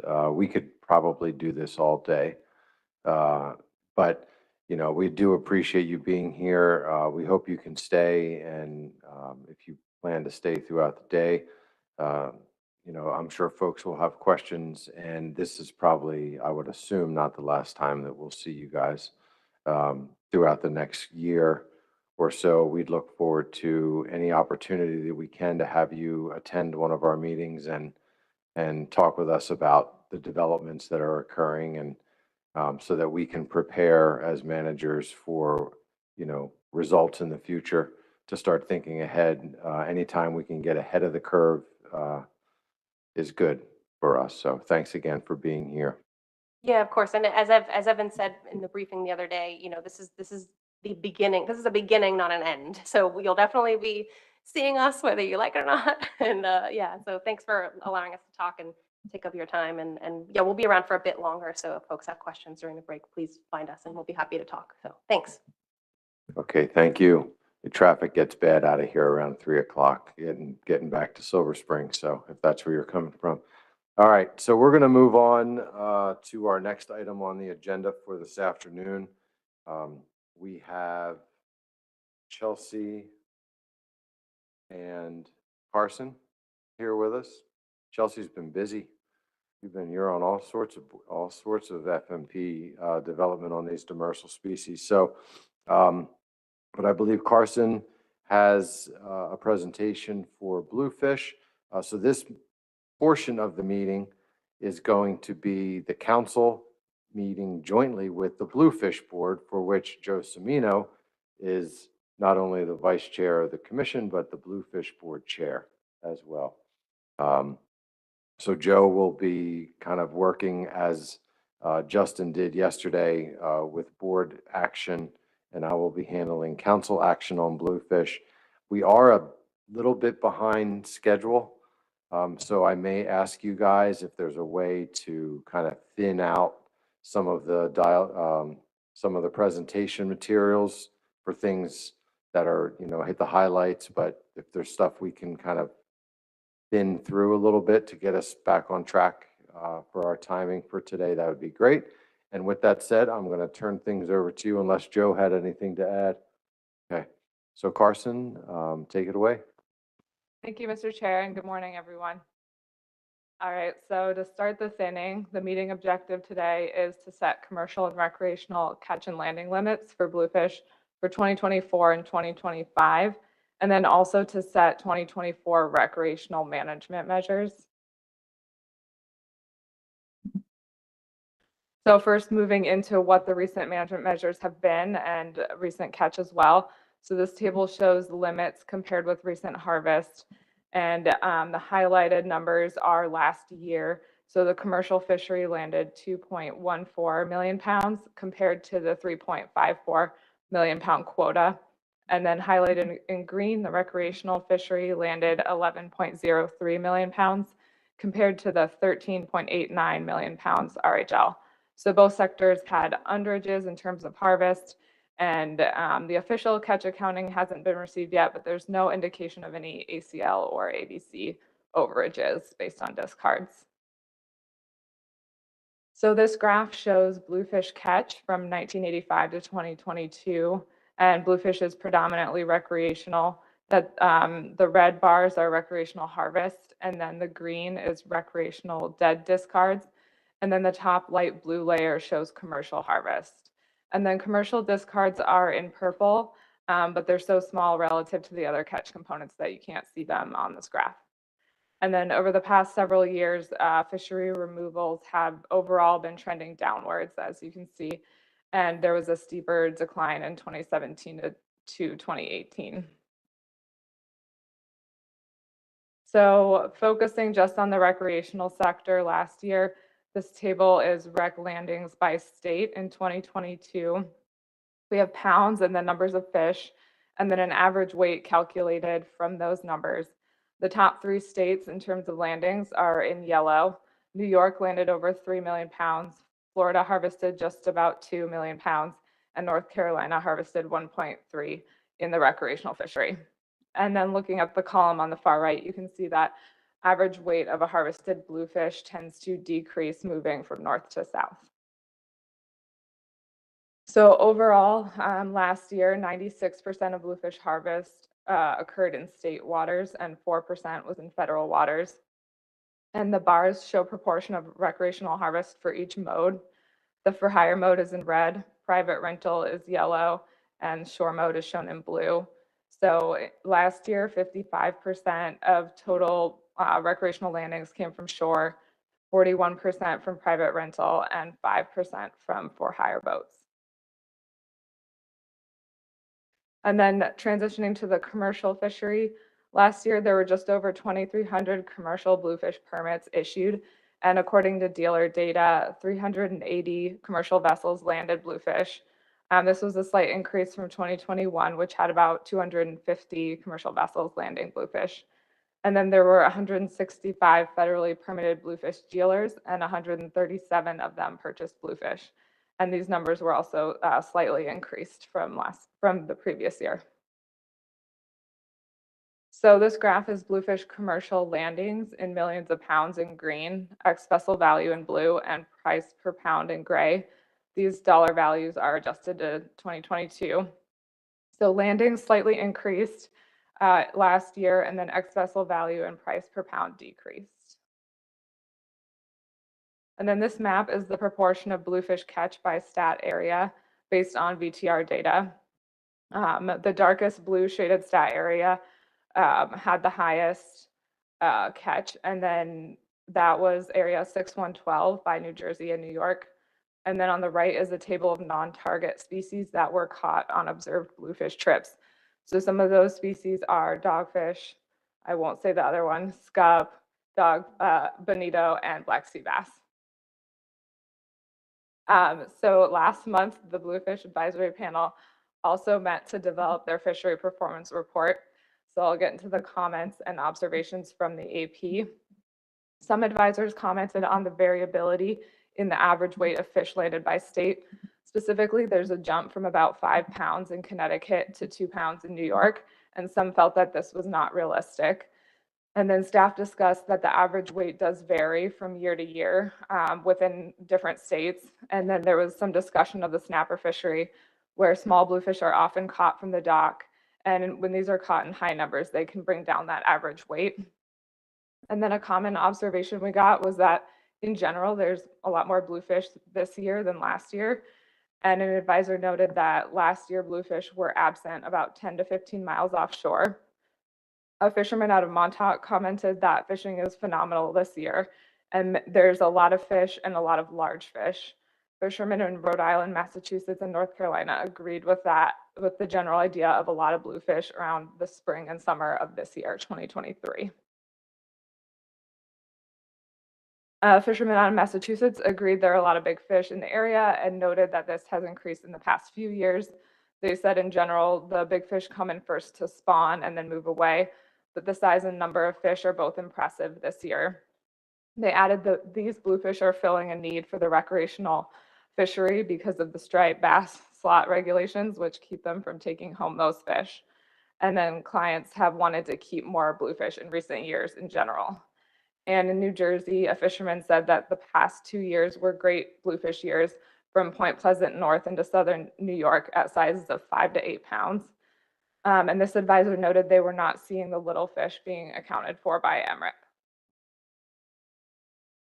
Advisors also commented on market, economic, and management issues. One advisor noted that the bag limit change in 2020 corresponds with a decrease in the proportion of overall catch by the shore mode and an increase in private rental mode, while the for hire mode stayed the same. This may be because of more anglers in the private rental mode or potential differences in availability. Another advisor added that boats will switch over to black sea bass until it's closed and then switch back to bluefish. And then one advisor said that people tend to hire charter captains for summer flounder, striper, and black sea bass, but they may fish for bluefish for fun, not necessarily to take home to eat from their experience. They added that they didn't understand why changing the bag limit from 15 to 3 would have an impact on harvest. And then an advisor from North Carolina noted that in the last 5 to 6 years, there's been an increased interest in harvesting and eating bluefish, so kind of a different take. And that bluefish is generally filling the need for customers when other species regulations don't allow them to be kept. But with that being said, people tend to only want 2 or 3, so they don't think the bag limit is limiting. One advisor stated that for New York and New Jersey party boats, bluefish is a very important fishery that brings in a lot of money, and head boats want to see an increase in bag limit, which brings in passengers, especially when everyone's seeing a lot of fish. Another advisor said that differing bag limits between the for hire and private angler modes was not thoroughly analyzed when it was implemented, and differing bag limits should be pursued through sector separation. Another advisor noted that there's a lot of target and interest in bluefish without it necessarily being classified as a bluefish trip. So it's good to keep that in mind with analyzing the data. And then 3 advisors emphasized that they wanted to see continued support for the conservation of bluefish as it's rebuilding. One advisor added that there's no need to increase the bag limit too soon. They added that as a guide, the bluefish are a valuable and reliable species, and ensuring that there's still fish in 10 to 15 years is more important to them than taking home more fish today. Advisors also commented on research priorities and reviewed the council's bluefish priorities. Some agreed with the recommendation for an updated bluefish post-release mortality study. One advisor agreed that analyzing mortality on the early fish that are larger and later fish that are smaller differently would be helpful. Another noted that high mortality was witnessed in the North Carolina aquarium system when the fish were handled after capture.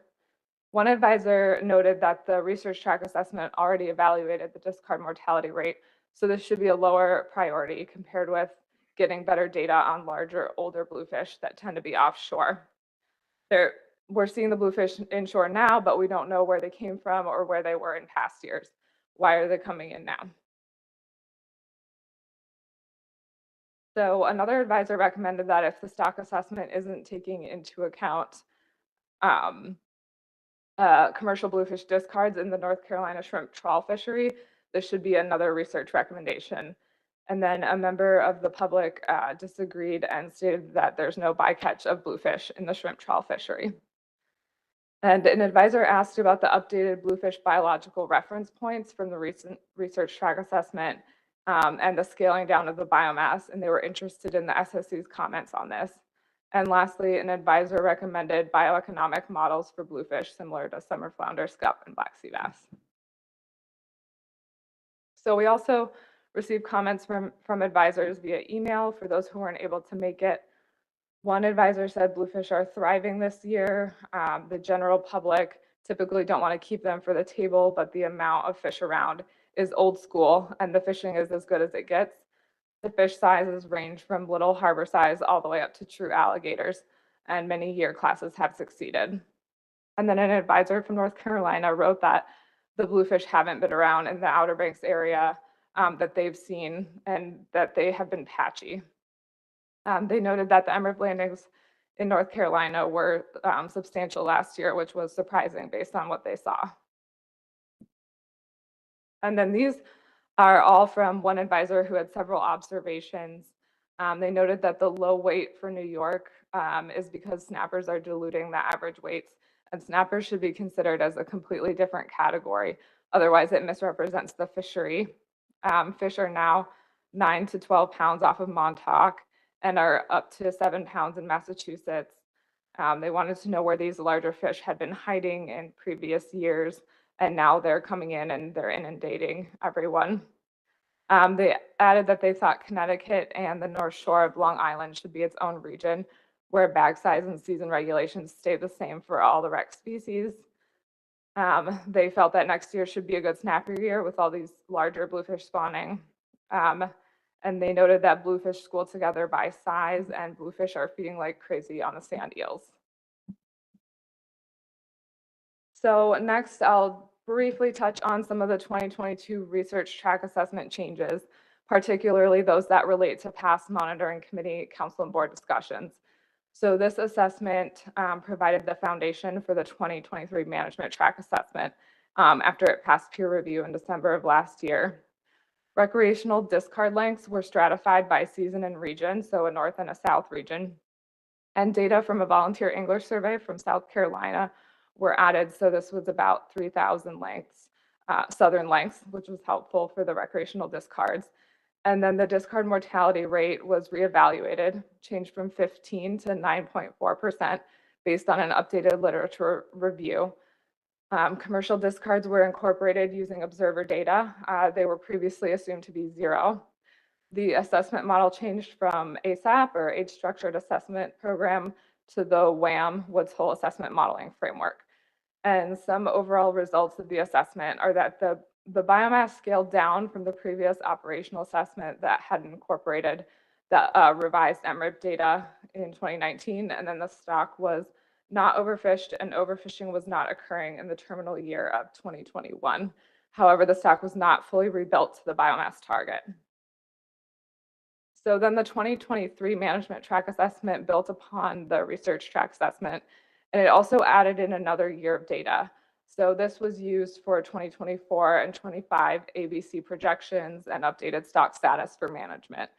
So the top figure is the biomass, which has come above the threshold in the red dotted line, but remains below the target of the black dotted line. So in 2022, the fishery was not overfished, however, not yet rebuilt. And then fishing mortality is below the threshold, and therefore overfishing was not occurring. And so with that, I'll turn it over to Dr. Rago for the SSC discussion and recommendations. Okay, thank you, Carson. Appreciate the very nice report and lead into all of these discussions. And I only have one slide, so I will hopefully accelerate this or help to keep within the timeline. As Carson said, there were many advances in the research track assessment. I think one of the points to really highlight is the fact that they are responsive to many of the concerns raised by the public and members of industry over this time period. The use of volunteer angler survey, the revision of the discard mortality rates, and then also the more inclusive definition of effort that is it's not just bluefish. It's not just trips to caught bluefish, but it's trips that were similar species might also be taken were used to define measures of effort. So all of those kind of cumulative changes also help to reduce the retrospective pattern. Notably, among the changes that occurred in the research track assessment was a change in the natural mortality rate. That does help enormously in terms of the rescaling of the population from what it was in the previous management track assessment to what it is in this one, which is following the research track assessment. So as Carson has said, there's overfishing is not occurring and the stock is not overfished. The SSC recommended the use of an OFL CV of 100%. Attachment 4, beginning on page 37, will lead you to 2 pages of densely spaced bullet items, sort of justifying the rationale for this. And there's also a section in the report that kind of goes through the terms of reference and our discussions. Our concerns, of course, are among the usual ones. There's a big concern, obviously, because this stock is different than other stocks evaluated in the Mid-Atlantic, and that is that it depends. About 86% of the removals are coming from the recreational fishery. There's a concentration of biomass in the 6+ category. These are those large fish that are showing up. However, those are generally poorly estimated, primarily because the fishery independent measures of abundance are not terribly effective in terms of catching large bluefish. So there's little fishery independent data to confirm some of these abundances. And then finally, there are some concerns, or at least some initial indications about the size of the 2022 year class. That one is always difficult to confirm until you see some other evidence, such as catches, which reveal or help confirm the magnitude of that. With all that being said, and the recommendation for a CV of 100%, the SSC recommendations are for 7,929 metric tons for 2024 and 9,903 metric tons for 2025. This is, of course, reflecting the expected continuation of rebuilding under the low fishing mortality rates, and also with respect to recent trends in recruitment. So with that, I'll conclude, and thank you very much. Happy to answer questions later as appropriate. Thank you. All right, thank you, Dr. Rago. So after the SSC met, the monitoring committee met to discuss recommendations for landing limit, catch and landings limits based on those ABCs.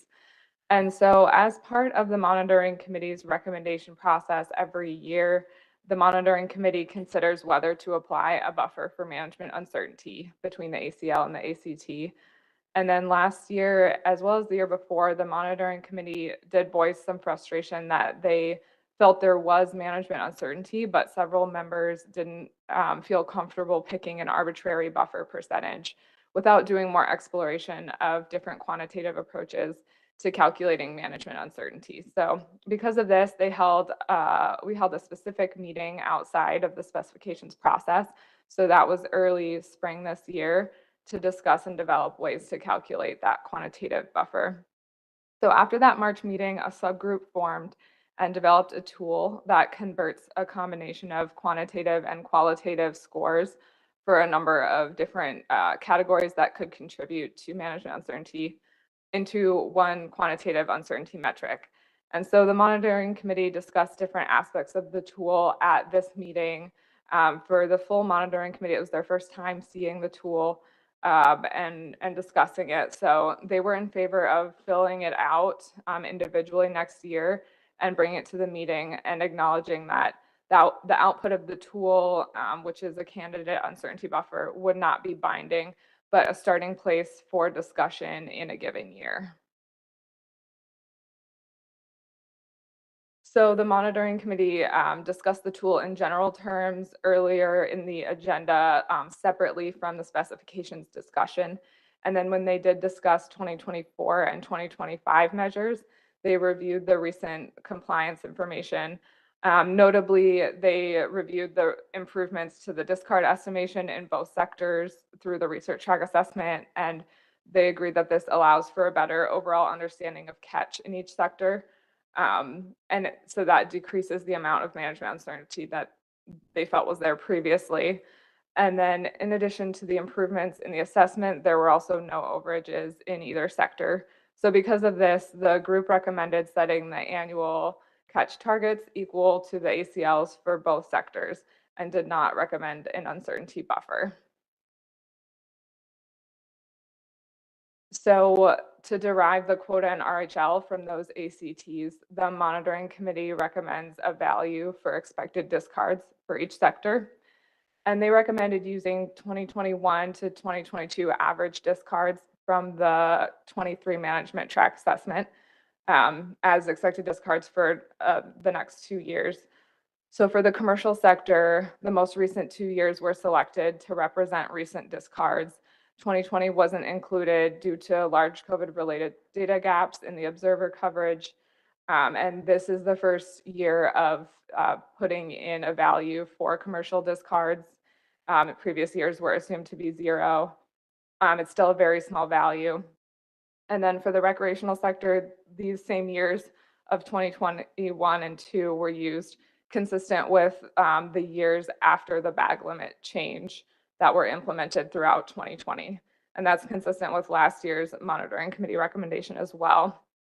So with those recommendations, the commercial quotas are in turquoise and the RHLs are highlighted in green for 2024 and 2025 in those bottom 2 rows. And then getting into the monitoring committee recommendation for recreational management measures. So in order to constrain harvest to the RHLs, and given all the monitoring committee recommendations, the 2024 RHL falls very close to average harvest over the past 2 years. So the 2024 RHL would be 11.96 million pounds, and recent harvest is 11.54 million pounds.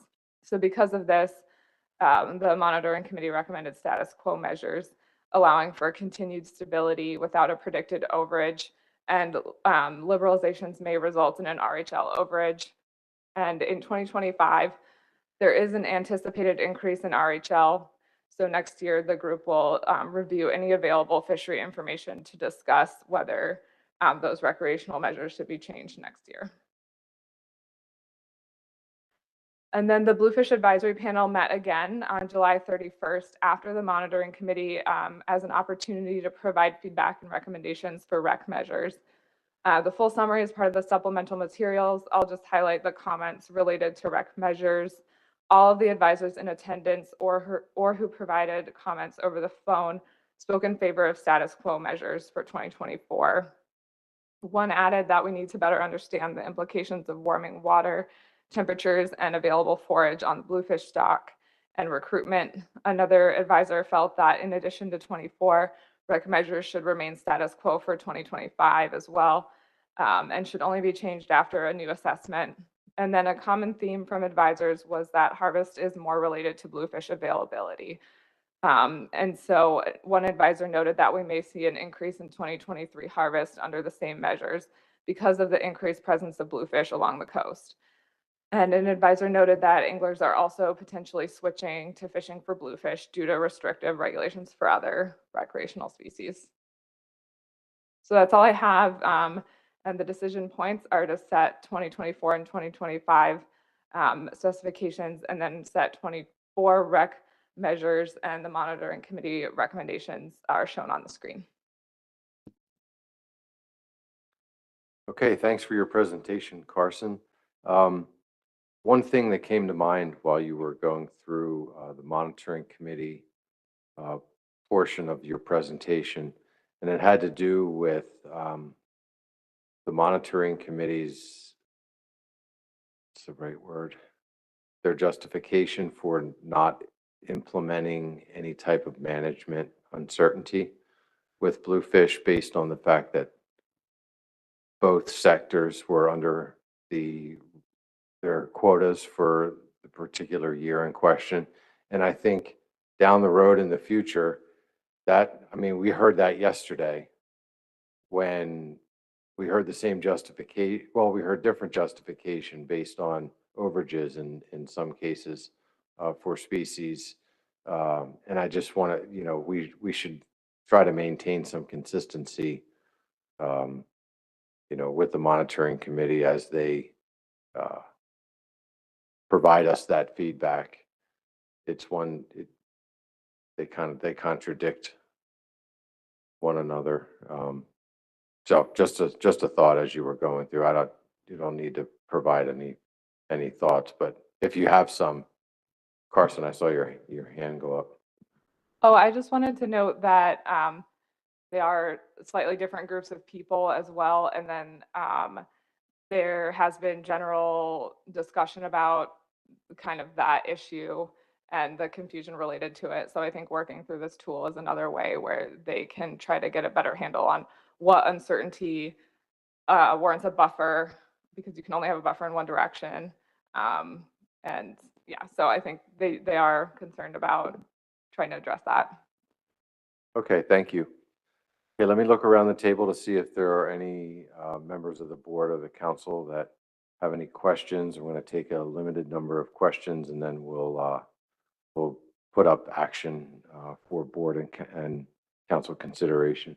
Joe Semino. Yeah, thanks, Mike, and thanks, Carson. I just wanted to follow up on what you were talking about, Mike. And as Carson mentioned, they are different groups, and so I think if there's I want to acknowledge all the work that went into this, and using the commission's risk policy. So I think if there's a way to get the groups together and maybe even commission staff and maybe Jay McNamee, who I think is on and Katie Drew as well, who did a lot of work on that risk policy, and just have a discussion. I've been meaning to get up with Brandon to talk to him about this as well, as to how this might work in the future for all four species, as a starting point, as a starting point for how management uncertainty might come into play. Okay, thanks, Joe. Michelle Duval. Joe sort of addressed what I was going to really commend the monitoring committee further development of this management uncertainty tool. I highly encourage, what Joe has suggested and, use of this tool across the other species that we've discussed here as a, more consistent and quantitative way to deal with management uncertainty. Thanks. Yeah, thank you. Chris Batsavage. Thank you, Mr. Chair, and thank you for the presentation, Carson. Carson, we are asked about this earlier, but I just want to make sure I understand, and so others understand on the record too. In terms of accountability measures for bluefish, the stock is no longer overfished where it was in the past, and we have a pound-for-pound payback for any overages. But since bluefish are still currently in a rebuilding plan, that pound-for-pound payback is still in play for bluefish over the next couple of years until we're done with the rebuilding plan. Am I correct in that? Yes, that's correct. So when the stock is under rebuilding or overfished, then there's a pound for pound payback on the recreational ACL level. The 2023 recreational ACL is pretty high. It's from that previous assessment, so it's 26.34 million pounds. And so it would take a really big year to get to that, but that is the AM. Go ahead, Chris. Yeah, no, thanks for that. And yeah, we'll see, I guess, as far as what catch estimates are in 2023, but with the high ACL, we probably okay. But and I'm not suggesting any changes to the recreational management measures, but as you show in the specifications, the catch levels go down quite a bit in 2024 and 2025, so there might be a little less freeboard there in terms of what catches are versus the recreational ACL. Thanks. Okay, thanks, Chris. Next, I have Ken Neal. My question is, what is the rationale for having different bag limits in the recreational sector depending on what platform you're fishing on that day?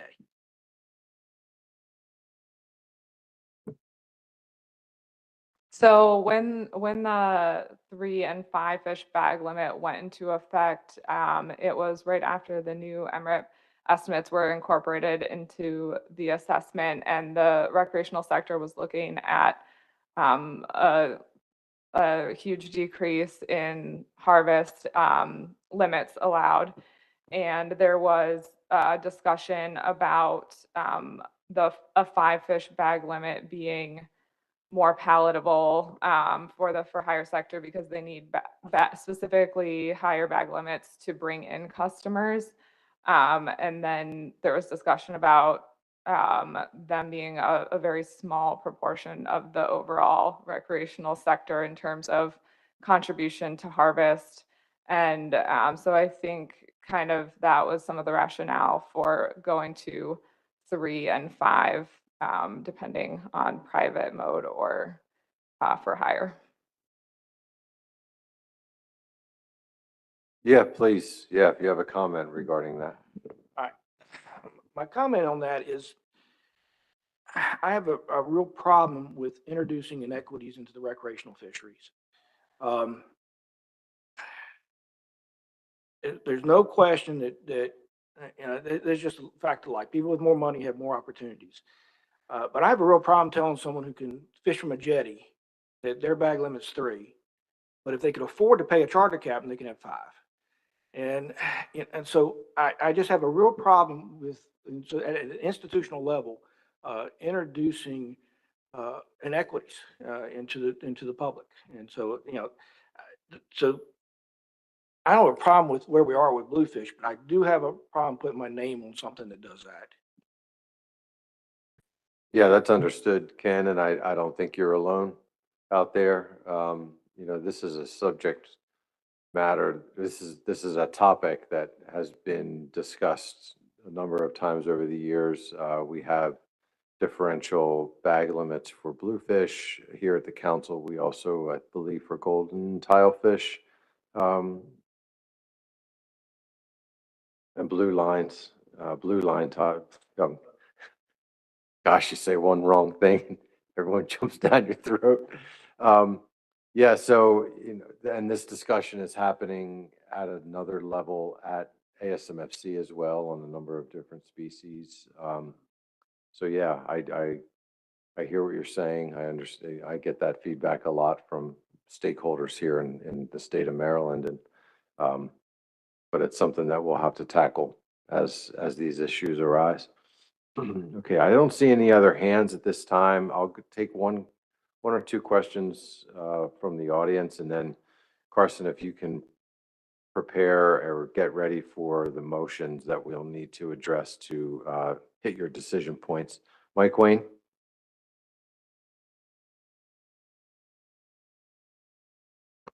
Thank you, Mr. Chairman. Mike Wayne with the American Sport Fishing Association. My question is about the rebuilding plan. So if a future stock assessment showed that the bluefish stock was actually not overfished in its history, does that vacate the rebuilding plan? The reason for the question is currently bluefish is not subject to the harvest control rule because it's in a rebuilding plan. So I was just curious if updated stock assessments based off of the new information that we know is coming show that bluefish actually weren't overfished, does that vacate the rebuilding plan or are we still in it? It's a good question, Mike. I don't know how that would work. Maybe the service or Carson. Carson's pointing at Mike. I'll defer to the service for that Carson's one. pointing at Mike and Mike's looking at Carson. I'm going to put it on the big fella over here, so we'll go to Mike. Yeah, I mean, generally, I think if we got a stock assessment that clarified that the stock had never actually been overfished, then that would, I think it might be situational. We'd have to look at the circumstances. We've had situations, and I think SCUP was one, Chris Moore probably remembers this, where it was the council was actually tasked to design a rebuilding program because the stock had been considered overfished. And then meanwhile, we got an update that said not only was it not overfished, but it was at what we considered the rebuilt level. And so then we didn't need a new rebuilding plan. There is some national standard guidelines that speak to this, and I don't have them on the tip of my finger, but I'm pretty sure that if the stock was never overfished, then we can say a rebuilding plan is not needed. But this is a circumstantial issue. How is it relative to the rebuilding to the target? If it's still pretty low, council, we all might want to continue to rebuild the stock because obviously the goal is to have all stocks at their BMSY target levels.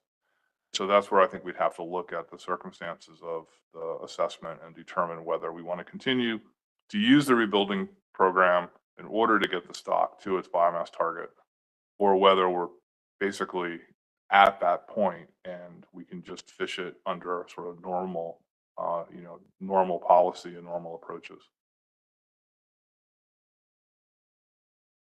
Yeah, thanks for that. I appreciate you thoroughly thinking through that. And, when I think about bluefish, very recreationally driven stock, fishery. And so I anticipate that it could be the data changes coming could impact that fishery more than others. Thanks.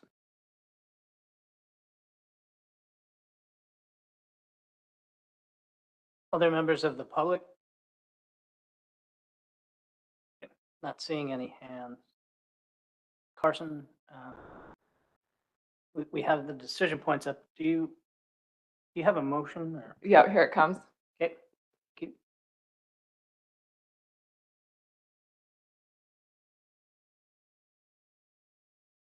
Justin? Thank you, Mr. Chair. I'm prepared to make a motion this time if you'd like that. Okay. So move to adopt the following specifications for bluefish based on the council's rebuilding plan and SSC recommended ABCs. For 2024, the recreational ACL equals ACT equals 15.03 million pounds, and the RHL equals 11.96 million pounds. Commercial ACL equals ACT equals 2.45 million pounds, and the commercial quota equals 2.42 million pounds. For 2025, the recreational ACL equals ACT equals 18.78 million pounds, and the RHL equals 15.70 million pounds. Commercial ACL equals ACT equals 3.06 million pounds, and the commercial quota equals 3.03 million pounds. Great, thank you. Appreciate you doing that. Do we have a second for the board? John Clark? And a motion from the council for the same motion? Sunny Gwynn, second? John Clark, thank you. Any discussion on the motion?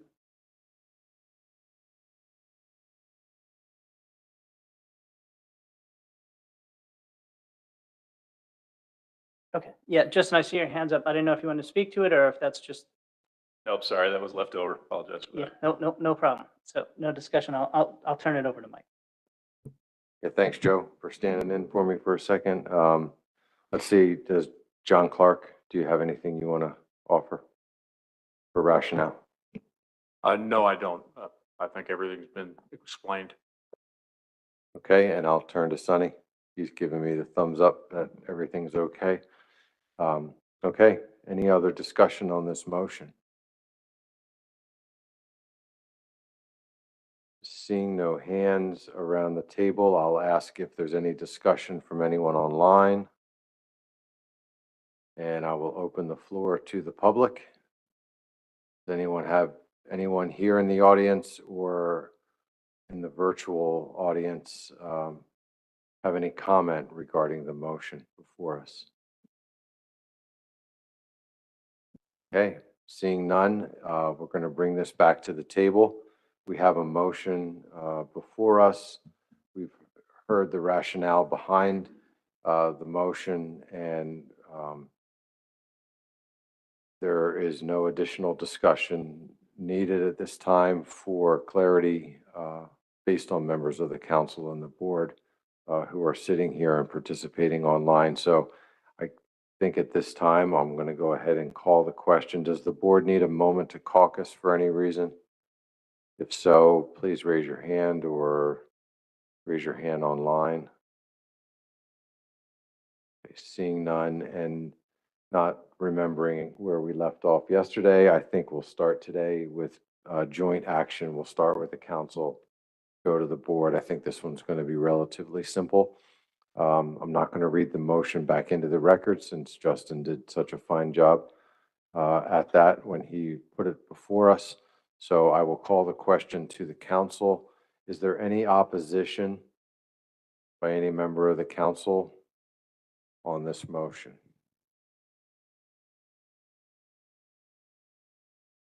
And I'll ask for the record, are there any abstentions? Seeing no abstentions and no objection, the motion carries the council by consent. And I will turn things over to Joe Semino, Chairman of the Board. Thanks, Mike. Same question for the board. Since we have no further discussion, are there any objections to this motion from the board? Not seeing any, I'll ask if there's any abstentions. Yeah. So again, this motion's passed by unanimous consent. Okay, thanks, Joe. So Carson and Chelsea, that deals with item number 1 under decision points. I think the other item was moving forward and establishing the rec measures. Yep, so we have a draft motion for that prepared as well, but I just wanted to note that the council would have a slightly different motion than the board because there's a nuance with conservation equivalency. Okay. Yeah, I guess, does that work, Bob, for joint action? I mean, we need to do two different motions here. From my perspective, it does. It's just a nuance for conservation equivalency. So, the overall management program is fairly consistent. It's just a quirk of the commission management program. Okay. That's another one of those trigger words, conservation equivalency.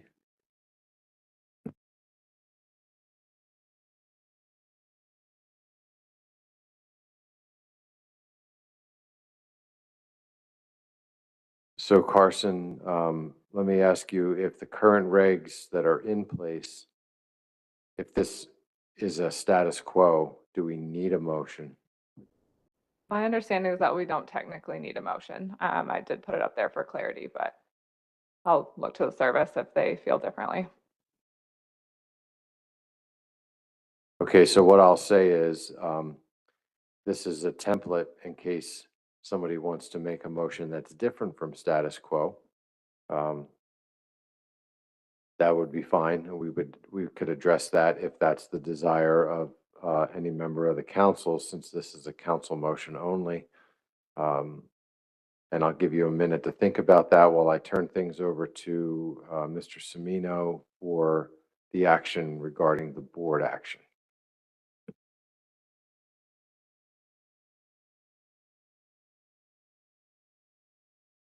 Okay, not seeing any hands on the webinar or around the room, so commendations for getting us back on track, everyone. Nice job. So the board does need a motion. We have a draft before us.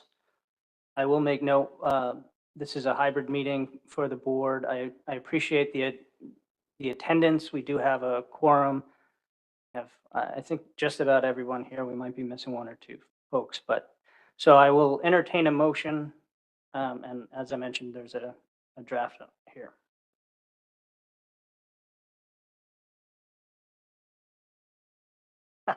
Great. Justin, go ahead. Thank you. Thank you, Mr. Chairman. Actually, not raising my hand to make the motion, just wanted to ask a clarifying question before someone potentially puts this motion up on the board. If this were to pass, as currently worded, would this preclude a state from pursuing a new conservation equivalency proposal for the coming year?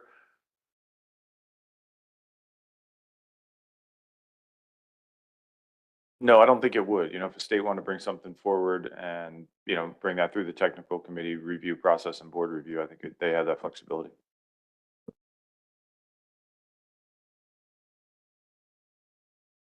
So, Bob, to that end, do we, I guess, is there, well, we do have, we're working on a CE policy, but is there a timeline now in which they would, you know, a deadline, I guess, that would need to be done by?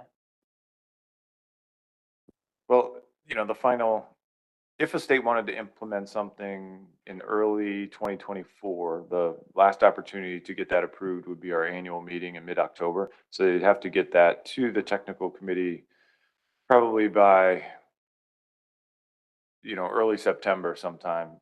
I'd almost say September 1st to give the technical committee about 6 weeks to review it, which is a little bit of a compressed timeline, actually. So, you know, if a state wanted to do something different, they'd have to move very quickly. Okay, I appreciate the question and Bob for laying that out. I see Doug's hand. Go ahead, Doug. Thanks, Joe. And I appreciate Justin opening the door because I was going to ask during discussion. But with the increased quota that was just voted in, do I still, as the state with the CE request, do I still need to ask for conservation equivalency moving forward? I mean, the quota's gone up, but my harvest has been relatively stable over several years. I don't see the need for it.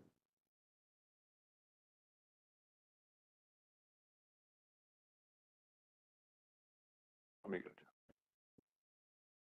Go ahead, Bob. No, thanks, Joe. Doug, I'm not sure I fully heard your question, but, you know, I think that coastwide, or it didn't appear that coastwide, there was an interest in relaxing the 3 fish, 5 fish bag limit that we have now. So that would be the conservation standard that conservation equivalency programs would have to equal. So if the 3 fish and 5 fish regulations were, or standard was relaxed, then conservation equivalency measures could be changed. And so, Doug, yeah, I apologize. I think we did have a little trouble hearing you. But I took away maybe in part your question is, do you need to kind of reapply for this, or would this motion simply cover Georgia as is? Is that correct? No, I get the fact that I've got to ask for CE every year, or at least that's what my understanding is. I apply for it every year. I guess where I'm looking at, if the quota is just increased, but my harvest in Georgia has stayed relatively stable over time, I mean, could my conservation equivalency be applied to what I already have in place, which is the bag and size limit, and I don't have to continue asking for the closed season? I mean, I guess that's a discussion I can have with the review team when the time comes. Understood. Okay, thank you. So that would be something for you, for Georgia to look into and I guess get back to us in the future then. In which case, we're still looking for someone. I see Eric Reed's hand. Eric? You got it, Mr. Chairman. I move to maintain status quo state and federal waters recreational measures for bluefish in 2024, including a 3-fish and 5-fish bag limit for private and for for-hire anglers respectively. This includes conservation equivalency measures for Georgia state waters, which include a 15-fish bag limit, minimum size of 12 inches, and a closed season of March 1st through April 30th. Many thanks for reading that in. That's for the commission. Yes, yes. Second by Pat Gear, is that? Thank you, Pat. Okay. Okay. So we have a motion and a second. I don't see any other hands. I guess those were all for, as of right now, for seconding, but is there any discussion on the motion from the board?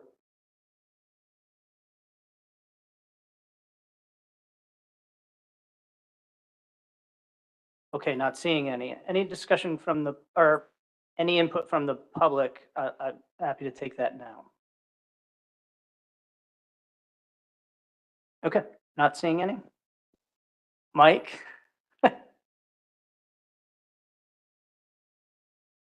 Sorry, trying to do too many things at once. Mike Wayne with the American Sport Fishing Association. Just a question to what Ken asked. I believe the commission is also working on this mode split question. I was just wondering, is there any updates on how that would kind of get incorporated moving forward? Yeah, I'll take a shot at it. The commission did have a mode split working group, but then they deferred to this recreational initiative, that the joint one with the council and commission that was going to consider mode splits. They put that on hold for a while and see what came out of the council and commission process on mode splits. And then if necessary, the commission was going to revisit that after that. Yeah, thanks for that. So were there any products that came out of those initial discussions that would be incorporated into that action? No, that group didn't get much farther than a couple initial phone calls and talking about theoretical situations rather than digging into the data and analyzing, what mode splits mean. And they went down this road of, there's sort of two different philosophies of mode splits. One is what's happened here, where you just set different regulations for different sectors of the recreational fishery. And the other was you actually create 3 different sectors in a fishery management plan, where there's an allocation to for hire, an allocation to recreational, and an allocation to commercial. So they talked around those issues a bit, but they hadn't gotten to the point of any actual analysis on what allocations might look like or the impacts of programs similar to what's in this motion. Right, thank you. Anyone else from the public? Okay, that wraps up discussion. Is there any need to caucus? Okay, any objection to this motion? Any abstentions? Not seeing any. Motion passes unanimously. Chelsea, anything else for us, or? Oh, well, yes, right, we have election. We have the board only section of the meeting, which is the FMP review and electing a vice chair, but I'm not sure if the council was going to make a motion or not. So I'll ask for the record, everything is good to go now on the joint efforts that we needed to take today? Yep, that's all I had. Okay. All right. So that concludes our business as a joint body. I am going to, at this point, adjourn the council. The council will reconvene at 1:30 to discuss the East Coast Scenario Planning Initiative. The board needs a few minutes prior to breaking for lunch to handle a few items, which are board only. So you're welcome to stay, but if you're on the board, I ask that you do stay, and we'll get through what we need to, and then we'll break for lunch. So we'll see the council back here at 1:30, and we'll give everybody a couple minutes to pack up. And then Joe, I'm going to kick things over to you to take over.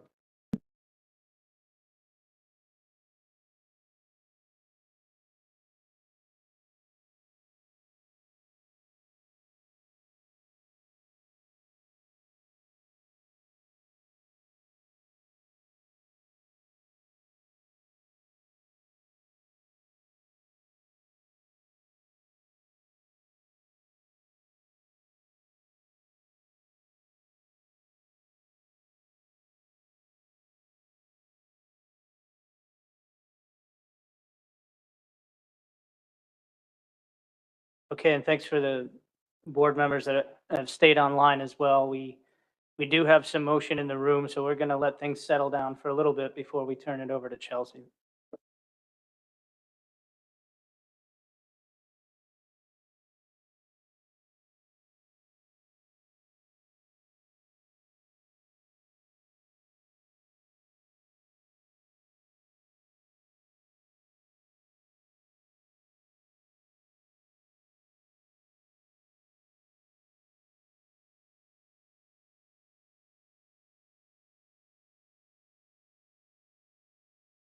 I think we're good, Chelsea, if you're ready. All right. I know I think we may actually be right on time, but this is a short and sweet presentation anyway, because Carson covered much of the material that is included in the FMP review for the 2022 fishing year. So up on the screen is an overview of the 8 components of the annual FMP review for bluefish, which was provided in the briefing materials. And here on the next slide, we have the FMP compliance requirements. So as we, just had a brief discussion about, there's a recreational bag limit of 3 fish for private anglers and 5 fish for hire anglers. But what the compliance report really focuses on is the Addendum 1 biological sampling program. So this slide summarizes states' compliance status in 2022 with regard to Addendum 1. Addendum 1 was implemented in 2012 to improve age and length data used in stock assessments.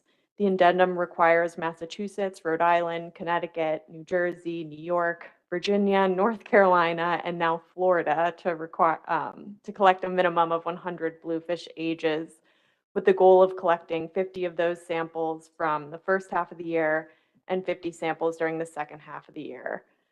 This was the second year that Florida was required to collect age samples, and they were able to meet that 100 sample requirement. So as you can see on the screen, in 2022, Rhode Island was not able to meet the 100 sample requirement with only 34 samples collected. In Rhode Island, bluefish samples are typically collected through the for-hire fleet. However, only 7 samples were received in 2022. Rhode Island attempted to supplement the for-hire samples when they realized that they were not going to meet that 100 fish target. So they tried to supplement those samples through the commercial fishery, but they did fall short of that 100 target. In 2023, Rhode Island has indicated that they plan to incentivize sample collection through distributing bluefish hats to the for-hire fleet, and we have received word that this incentivizing is working in 2023, and they've already collected over 50 samples. So the PRT found that Rhode Island made a good faith effort to collect all those samples. So other than that one note, the PRT determined that all states have implemented regulations consistent with the bluefish FMP requirements. And moving on to the de minimis requests, Maine, South Carolina, and Georgia all requested de minimis status, and the PRT found that all of these states meet the requirements for de minimis status. And That concludes the presentation. I'm happy to take any questions, and we also have a motion prepared if anyone is ready to make one. Great, thanks. Let's start with questions, and I appreciate you being so concise, Chelsea. Any questions? Okay, not seeing any. So if you want to put up a draft motion, I'm sure somebody would be happy to move us along. Mike Louisi.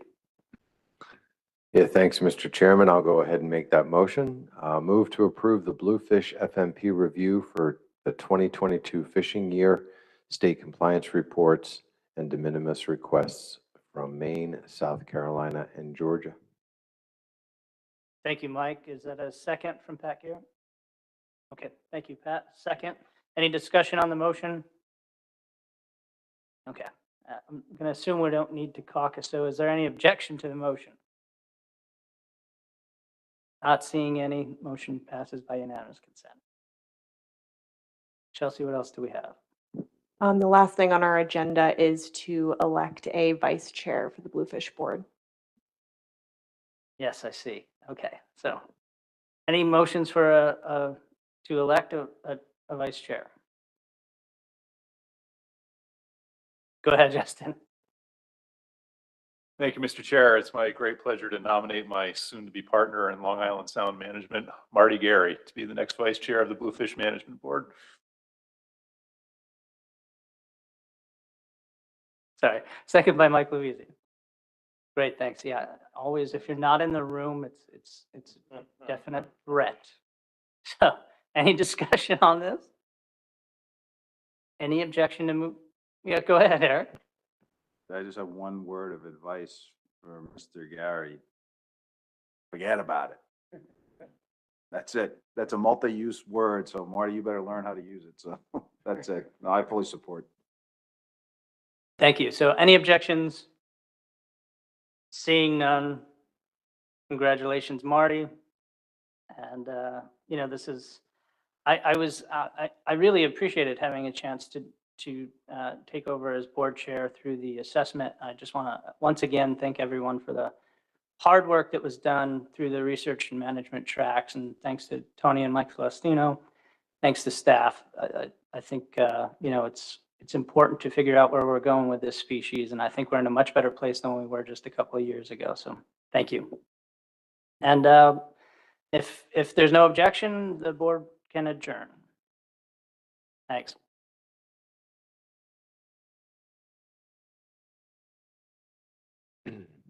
So Shelley, I'm sorry I forgot. You told me not to forget. We'll do it first thing when the council gets back. Yep.